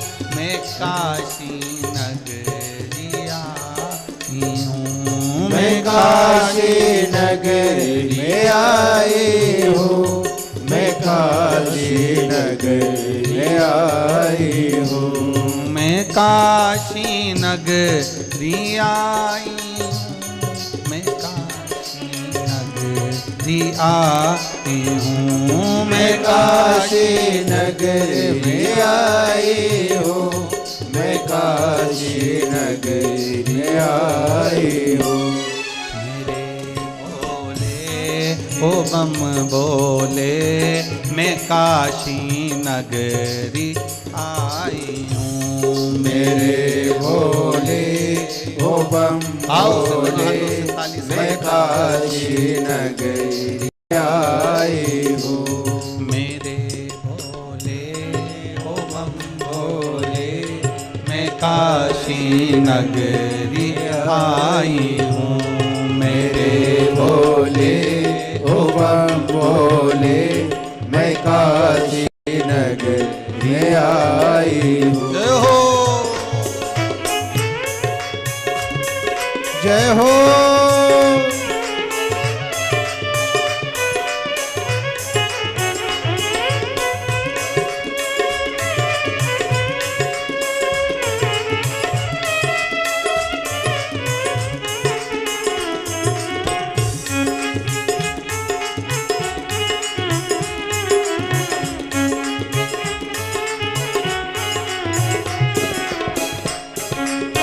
जय हो।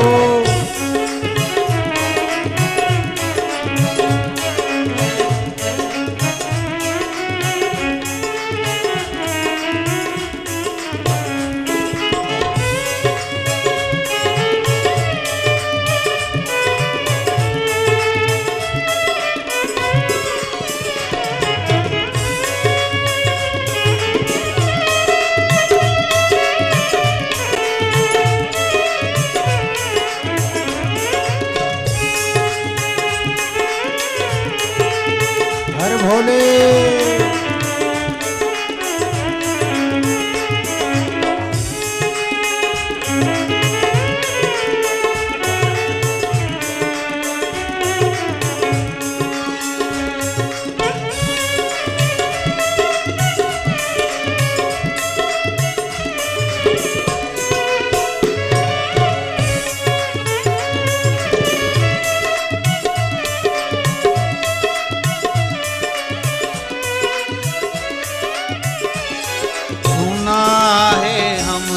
ने ओ भोले तेरी काशी में गंगा है। सुना है हमने ओ भोले तेरी काशी में गंगा है।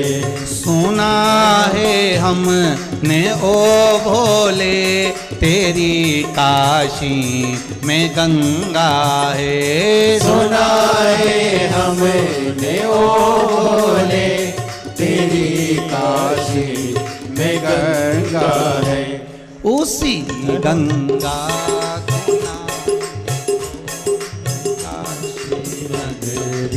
आई हूँ, उसी गंगा को पाने को मैं काशी नगरी आई हूँ। को मैं काशी नगरी आई हूँ, उसी गंगा को पाने को मैं काशी नगरी आई हूँ। मेरे बोले ओ बम बोले मैं काशी नगरी आई हूँ। मेरे बोले ओ बम बोले मैं काशी नगरी आई हूँ।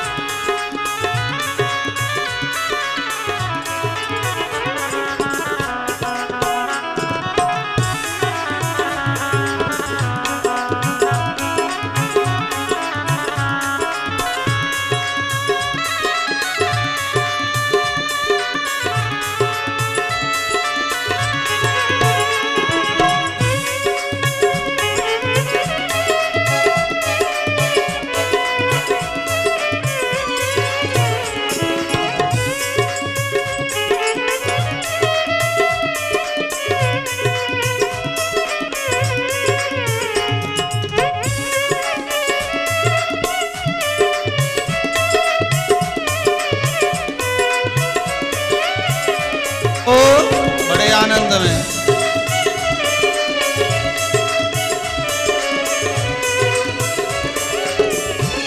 सुना है हमने ओ भोले तेरी काशी में मुक्ति है। सुना है हमने ओ भोले तेरी काशी में मुक्ति है।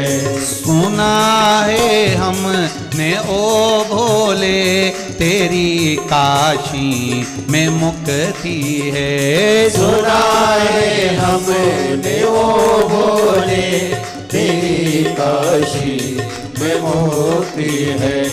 उसी मुक्ति को पाने को मैं काशी नगरी आई हूँ। उसी मुक्ति को पाने को मैं काशी नगरी आई हूँ। उसी को पाने को मैं काशी नगरी आई हूँ। उसी मुक्ति को पाने को मैं काशी नगरी आई हूँ। बोले ओ बम बोले मैं काशी नगरी आई हूँ। मेरे बोले ओ बम बोले मैं काशी नगरी आई हूँ। मेरे बोले ओ बम बोले मैं काशी नगरी आई हूँ। मेरे बोले ओ बम बोले मैं काशी नगरी आई हूँ। मैं काशी नगरी आई हूँ। मैं काशी नगरी आई हूँ। मैं काशी नगरी आई हूँ। मैं काशी नगरी आई हूँ। हर हर महादेव हर। भगवान शिव की कथा कह रही है। ओगढ़दानी त्रिकालदर्शी कैलाशी शंभु को पाना,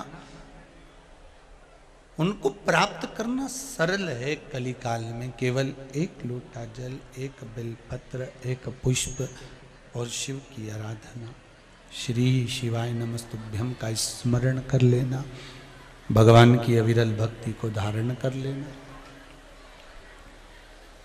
शिव तत्व को जानना कठिन भी है और सरल भी है। आप भगवान देवाधिदेव महादेव को जानने के लिए, शंकर को स्मरण, शिव को पहचानने के लिए शंकर का केवल मंत्र स्मरण कर लेना, नाम जाप कर लेना ही श्रेष्ठ है। श्री, सभी लोग बोलेंगे एक बार साथ में, श्री शिवाय नमस्तुभ्यं। श्री शिवाय नमस्तुभ्यं। श्री शिवाय नमस्तुभ्यं। श्री शिवाय नमस्तुभ्यं। श्री शिवाय नमस्तुभ्यं। श्री शिवाय नमस्तुभ्यं। भगवान की भक्ति में लगो। पार्वती मैया शिव जी को प्राप्त हो गई, शंकर भगवान दूल्हा बन गए। समय आया, भगवान ओगड़दानी, त्रिकालदर्शी, कैलाशी शिव शंकर, मेरे ओगड़दानी भगवान शंकर, कैलाशी अविनाशी शिव। जब माता पार्वती को विवाह कर लेकर सुंदर आनंद के साथ कैलाश पर आकर विराजमान होते हैं, तभी भगवान शंकर के तेज पुंज को ले जाकर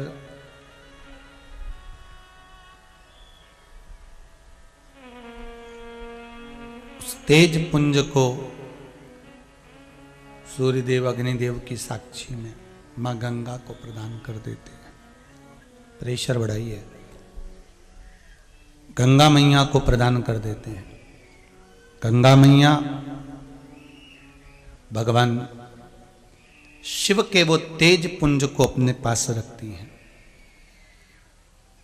देखिए जरा, पार्वती मैया और गंगा मैया एक ही पिता की पुत्री है। दोनों की तप साधना बड़ी प्रबल है, बड़ी प्रबल है दोनों की तप साधना।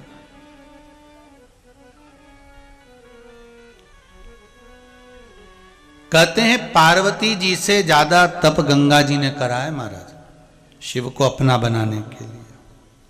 पार्वती मैया भी तप करी है। वो कहे ना कि गोरा नाच रही पर्वत पे, शिव को पति बनाने दो। शिव को पति बनाने को, शिव को पति बनाने दो। गौरा नाच रही पर्वत पे, शिव को पति बनाने दो। भगवान शंकर ओघड़दानी के लिए जितना पार्वती मैया ने तप करा, उससे 1000 गुना ज्यादा तप माता गंगा जी ने शंकर को अपना बनाने के लिए करा। और कितनी विचित्र कथा है शिव महापुराण में कि पार्वती मैया अर्धांगिनी बन गई और गंगा मैया शंकर जी के मस्तक पर बैठ गई। देखिए यहाँ जो अर्धांगिनी बनकर बैठी हैं, जो आपके नजदीक में बैठी हैं, अर्धांगिनी बनकर जो विराजमान हुई हैं, वो पास में बैठी हैं, नजदीक में।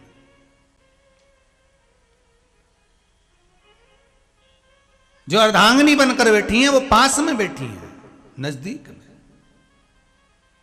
पर शिवजी ने कहा गंगा तेरी भक्ति बड़ी प्रबल है, तेरा भजन बड़ा प्रबल है गंगा, इसलिए मैं तुझे पास में नहीं बिठा सकता, मैं तुझे अपने सिर पर बिठाऊंगा। गंगा जी के तप बल के कारण भगवान शंकर ने अपने सिर पर बिठाया है गंगा जी।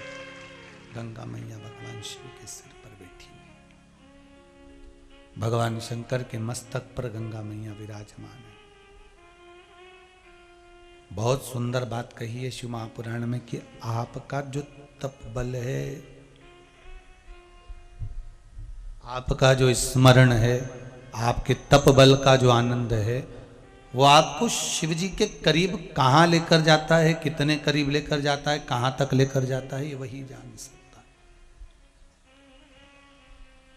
भजन भोले बाबा का करते रहोगे तो संसार सागर से तरते रहोगे। भगवान शिव की भक्ति को गंगा जी ने जो धारण करा, शंकर जी ने कहा गंगा मैं तुझे मस्तक पर बिठाऊंगा, पर गंगा जी कहती है मैं तो अर्धांगिनी बनना चाहती थी आपकी। आपने पार्वती जी को अर्धांगिनी बनाया, मुझे नहीं। शंकर जी कहते अर्धांगिनी बनती तो पास में बैठती, पर मैं तुझे विश्वास का केंद्र बनाना चाहता था, तुझे पूजना चाहता था, तेरी तप साधना मैं खुद करना चाहता था, इसलिए तो मस्तक पर बिठाया है तुझे।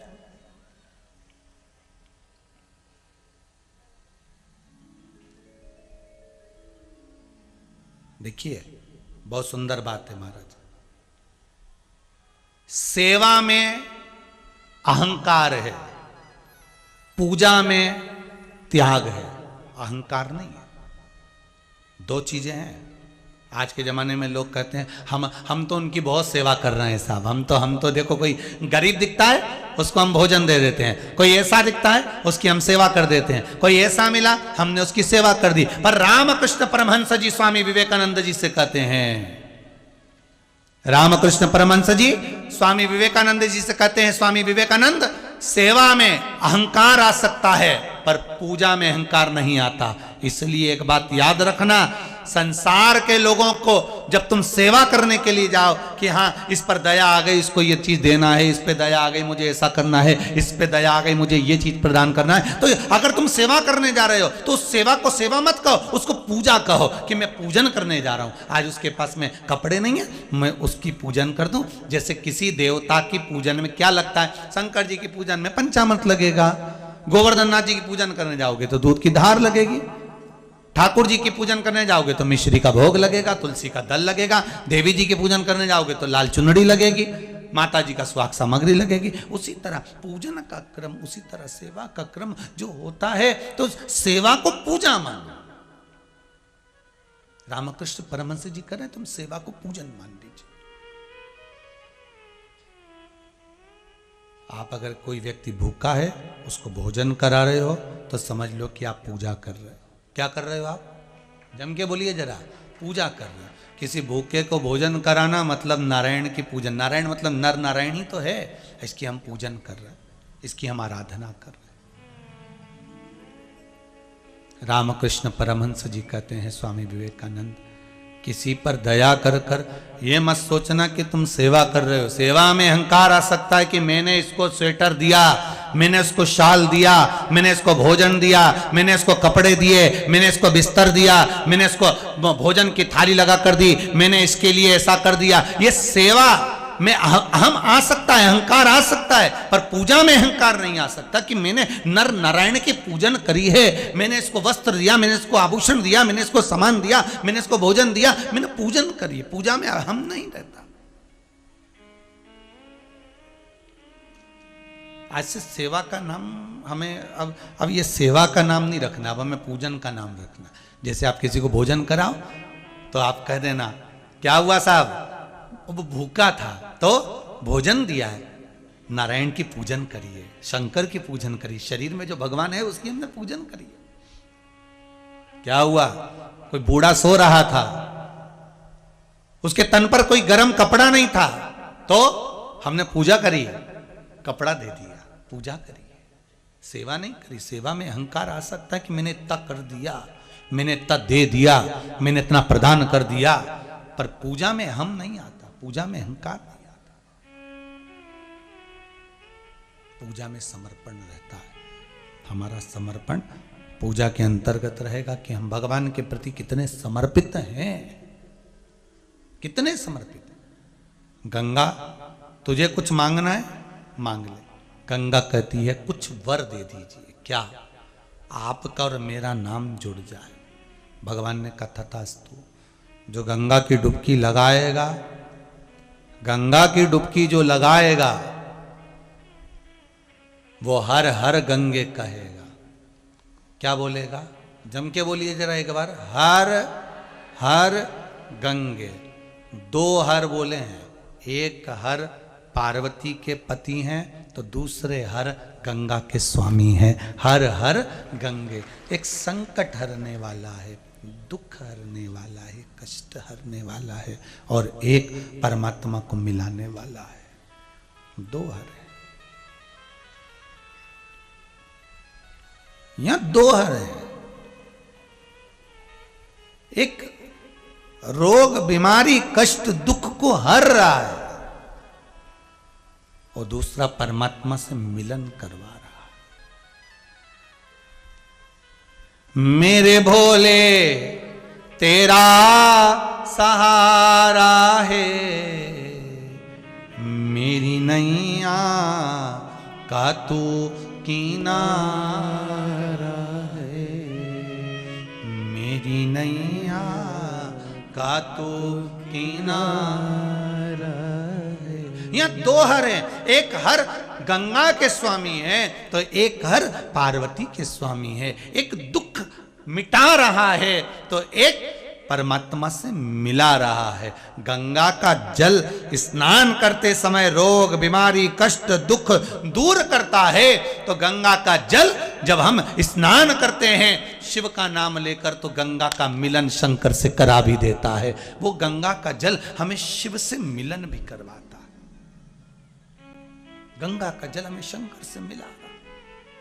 एक कथा में कहा था, आपको ध्यान होगा शायद, कि हफ्ते में एक बार कथा में कहा है, हफ्ते में एक बार जल के पात्र में 2 बूंद गंगा का जल डालकर शिव को समर्पित कर दो।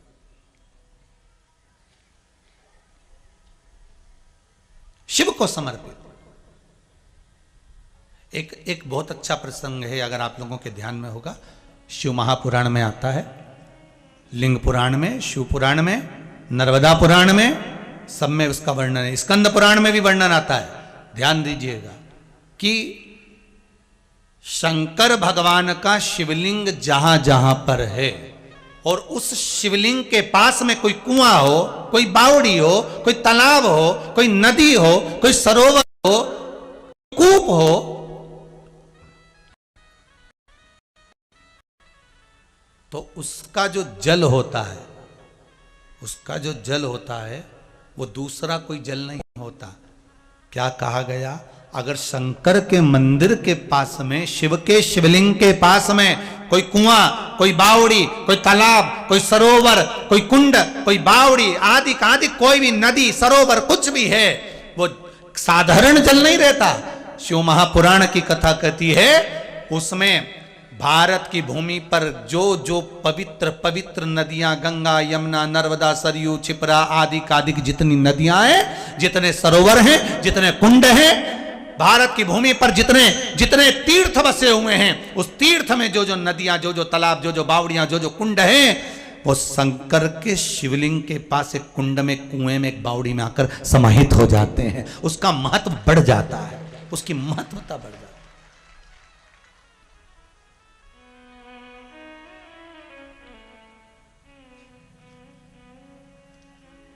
ये भिलाई में जो कथा हो रही है, ये अपने नवेगांव में जो कथा हो रही है, ये त्रिनेत्र शिव महापुराण चल रही है।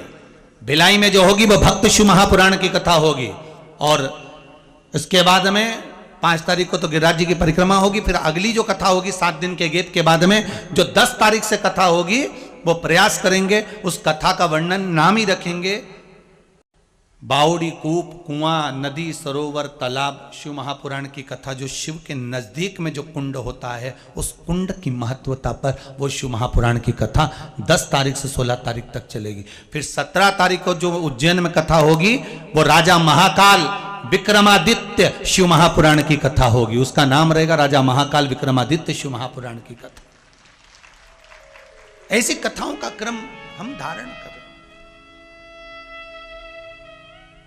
शंकर का अनुमोदन, शिव का एक एक कुंड, शंकर के शिवलिंग के पास में जो कुंड बसा हुआ है, कुंड के जल की महत्वता क्या है? साहब, काशी में गंगा जी है, बोलो है कि नहीं? जम के तो बोलो जरा, है ना? काशी में गंगा जी है। अच्छा हुआ आप लोगों ने कह दिया है, नहीं तो कई लोग वो राम सेतु को जो राम जी ने बनवाया था, कई लोगों ने तो उसको प्रमाण करना चाहा कि वो तो है ही नहीं। इसलिए अब की बार मोदी जी ने गंगा नहा के दिखा दिया कि गंगा जी है।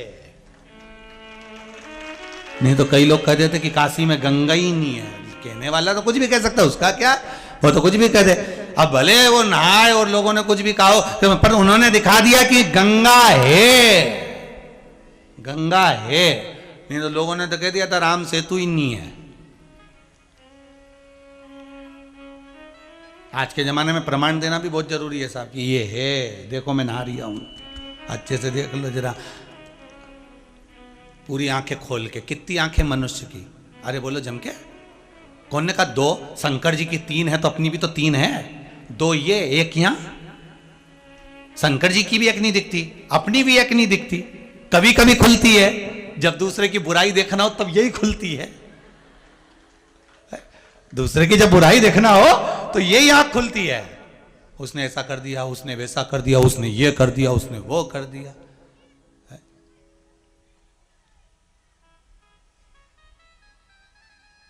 खुलना हो बता दे।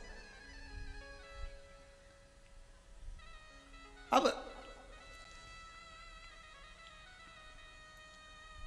काशी में गंगा जी हैं, आप लोग विश्वनाथ दर्शन करेंगे। काशी में एक मंदिर और है बड़ा सुंदर, महामृत्युंजय महादेव का मंदिर। कौन से महादेव का? महामृत्युंजय महादेव का मंदिर।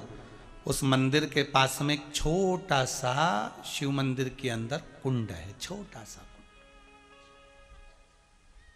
वहां ब्राह्मण लोग सब बैठकर महामृत्युंजय मंत्र का जाप करते रहते।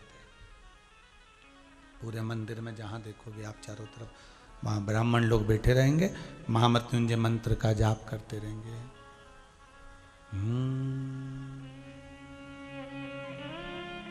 महामृत्युंजय मंत्र का स्मरण करते, ब्राह्मण बैठे मंत्र पढ़ रहे।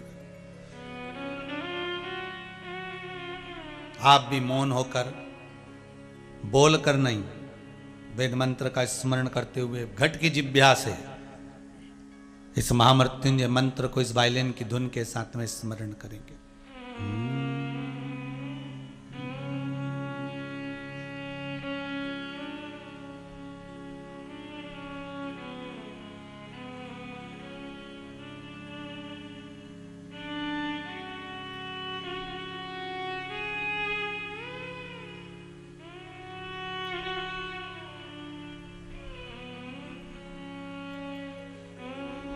भगवान शिव का महामृत्युंजय मंत्र ब्राह्मण उस महामृत्युंजय मंदिर के अंदर जपते रहते हैं।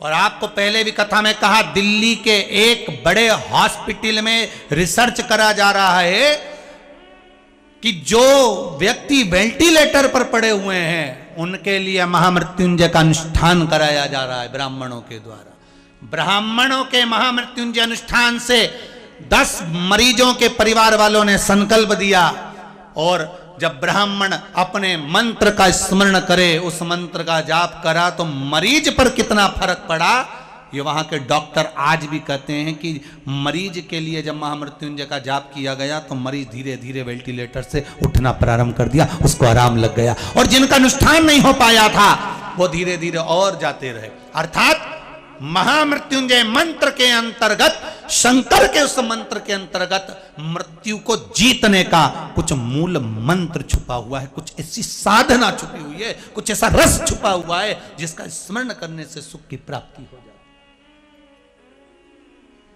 महामृत्युंजय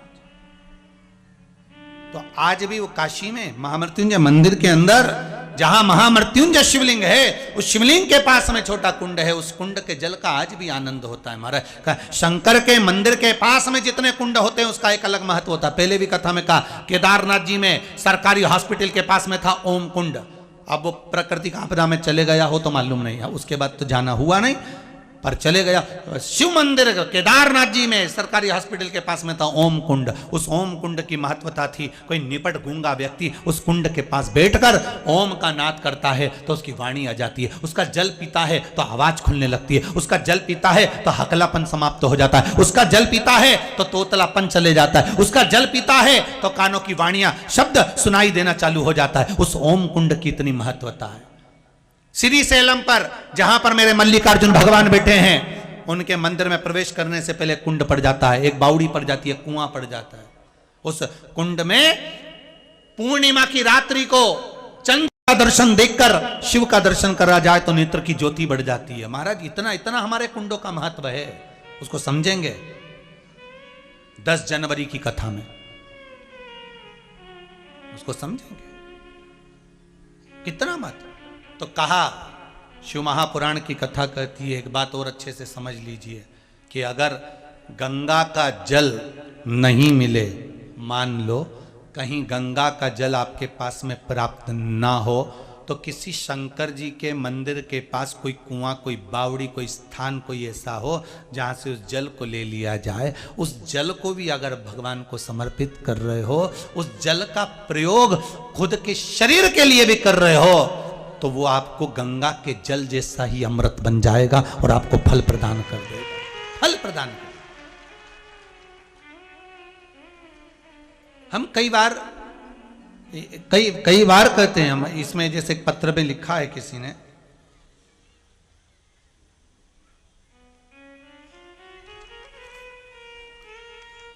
रजनी रघुवंशी परासिया जिला छिंदवाड़ा से आई हैं, कहीं हो तो खड़ी हो जाएं, दोनों हाथ एक बार अवश्य हिलाएं, हर हर महादेव का स्मरण कर कर। इन्होंने पत्र में लिखा है, रजनी रघुवंशी परासिया जिला छिंदवाड़ा, कहीं बैठी हैं तो हाथ हिलाइएगा। गुरुदेव, रुद्र महोत्सव में, रुद्राक्ष उत्सव में हम कुबेरेश्वर धाम आए थे। मेरे दामाद नितेश सूर्यवंशी की नौकरी कलकत्ता में थी। हम लोग बहुत प्रयास करें कि इनकी नौकरी मध्य प्रदेश में हो जाए, पर वो कोलकाता से ट्रांसफर ही नहीं कर रहे थे। अथक प्रयास कर दिया गुरुजी, कई बार प्रयास करा पर वो हुआ नहीं। आखिरी में हमारे पड़ोसी ने कहा कि एक बार चलते हैं कुबेरेश्वर धाम। तब इस पत्र में लिखा है, ये पत्र यहीं रह जाते हैं, हम लेकर नहीं जाते, आपको मालूम होगा, हम यहीं छोड़ जाते हैं, बाद में भी पढ़ सकते हो। कुबेरेश्वर धाम हम गए, वहाँ जाकर बाबा से दंडवत कर प्रणाम किया। ऐसी कृपा हुई गुरुजी, वहाँ से आने के बाद मेरे दामाद की नौकरी इंदौर में हो गई है और ट्रांसफ़र हो गया है, वही बाबा की कृपा। हमको तो कभी कभी महसूस होता है बाबा की ऐसी कृपा है कुबेरेश्वर धाम पर, शिव की। हम तो कहेंगे कि मध्य प्रदेश के लोगों के लिए तो एक तीर्थ का आनंद हो गया कुबेरेश्वर धाम, जहाँ पर शंकर का मंदिर तो बन ही रहा है। सारी दुनिया में पहला मंदिर होगा जिसका निर्माण नहीं हुआ, पर देवाधिदेव महादेव वहाँ पर बैठकर करुणा बहुत करते हैं महाराज। उस भूमि पर बैठकर कृपा बहुत करते हैं महाराज। ये उस भूमि की प्रतापता। जब पढ़ते हैं कि शिव मंदिर के पास कोई कुआं हो, कोई बावड़ी हो, कोई तालाब हो, कोई सरोवर हो, उसकी महत्वता ज़्यादा होती है, तो समझ में आता है कि कुबेरेश्वर धाम में भी एक बावड़ी, एक कुआं है जिसकी महत्वता है, जिसका एक आनंद है। वो गंगा जल से कम नहीं है हमारा, गंगा जल से कम नहीं। उसकी कृपा, शिव स्वतः विराजमान है, शंकर स्वतः बैठा है। महाराज, गंगा वर मांग रही है, पहला वर दीजिए कि मेरा और आपका नाम जुड़े। हर हर गंगे, हर हर गंगे। एक हर पार्वती का स्वामी, एक हर गंगा का स्वामी। एक कष्ट, रोग, बीमारी, तकलीफ को हर रहा है, दूसरा हर भगवान शंकर को, इस जीव को मिला रहा है। दूसरा वर मांगा गंगा जी ने, प्रभु मेरे जल में जब तक किसी की अस्थियां, हड्डियां पड़ी रहे, तब तक वो बैकुंठ में पड़ा रहे, ये वर दे दीजिए, ये वर चाहिए। गंगा के जल में जब तक किसी की अस्थियां पड़ी रहती है तब तक वो जीव आत्मा गंगा के प्रताप से, गंगा के बल पर वो जीवात्मा बैकुंठ में पड़ी रहती है। इसलिए हमारे यहाँ कहते हैं गंगा जी में अस्थियां विसर्जन करी जाए, अस्थियां लेकर जाओ गंगा जी में विसर्जन करो। क्यों? क्योंकि उतने समय तक, जितने समय तक गंगा के जल में अस्थियां पड़ी हैं, जितने समय तक गंगा के जल में वो अस्थियां रखी हैं, उतने समय तक वो जीवात्मा बैकुंठ का निवास करती है। बैकुंठ में निवास, उसका बैकुंठ में निवास, उतने समय तक वो बैकुंठ का निवास कर रही होती है।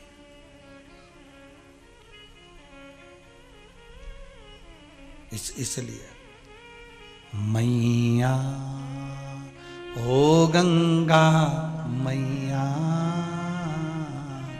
मैया ओ गंगा मैया, हे मां बड़ी पवित्र है तू, बड़ी पावन।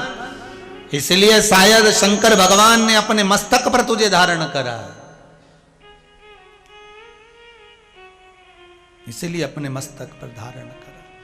भगवान शंकर के तेज पुंज को ले जाकर गंगा जी को दिया। गंगा जी के जल में शिव जी के उस तेज पुंज से 6 बालक ने जन्म लिया। 6 बालक ने जन्म लिया तो गंगा मैया थक गई इनका लालन पालन करने में, तो इन्होंने संतों की, ऋषियों की, धर्म पत्नियों को बुलाया, कृतिकाओं आप आओ। कृतिकाओं को बुलाकर कहा कि कृतिकाओं एक काम करो, इन 6 बालक को आप पालन करो, इनका पोषण करो। कृतिकाओं ने पालन पोषण करा तो कृतिकाएं भी उन बालकों को एक साथ दूध कैसे पिलाएं, एक साथ पानी कैसे पिलाएं, एक साथ सुलाएं कैसे। कृतिकाएं थक गईं तो कृतिकाओं ने विचार करा ऐसे काम नहीं चलेगा। 6 बालक को सुलाया, हाथ में जल लिया। अगर हमारा सातित्व पक्का है, हमने पति की सेवा परमेश्वर मानकर करी है, हमने पति के चरणों का अनुमोदन करा है, हमने पति के चरणों का स्मरण करा है, हमने पति के चरणों को नमन किया है, तो ये 6 बालक एक हो जाए। 6 बालक, वो 6 बालक एक हो गए, मुख 6 हो गए, शरीर एक हो गया, उसी का नाम कार्तिकेय हो गया। क्योंकि कृतिकाओं ने उसको जीवित करा था, इसलिए एक करा था तो उसका नाम कार्तिकेय हो गया। कार्तिकेय बाबा प्रकट हो गए। ये कृतिकाओं के तेजपुंज से हुआ है, ये कृतिकाओं के सातित्व बल से हुआ है। कृतिकाओं का सातित्व बल इतना था कि 6 को एक कर सकती है, पर आज की ये कृतिकाएं 6 को अलग अलग कर देती हैं।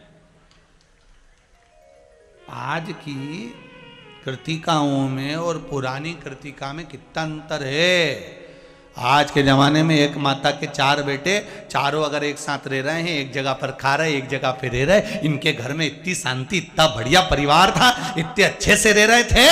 पर जब से ये त्रिवेणी संगम इकट्ठी हुई, इनने 4 रास्ते बना दिए। 4 रास्ते। कृतिका चाहती, जैसे कृतिकाओं ने चाहा 6 को एक कर दिया, ऐसा तपबल आपका होना चाहिए। मेरे भारत की भूमि की बहुएं, माताएं, बेटियां, इस भारत की भूमि की बेटियां, बहुएं, माताएं, इनका तपबल ऐसा होना चाहिए कि घर में क्लेश कितना भी हो, बहुएं कह दे ये क्लेश बाहर छोड़कर आया करो, इसको बाहर रखो, गुस्सा बाहर रखो, अशांति बाहर रखो, घर में प्रेम से रहो। जितना समय रहो प्रेम से रहो, जितना समय।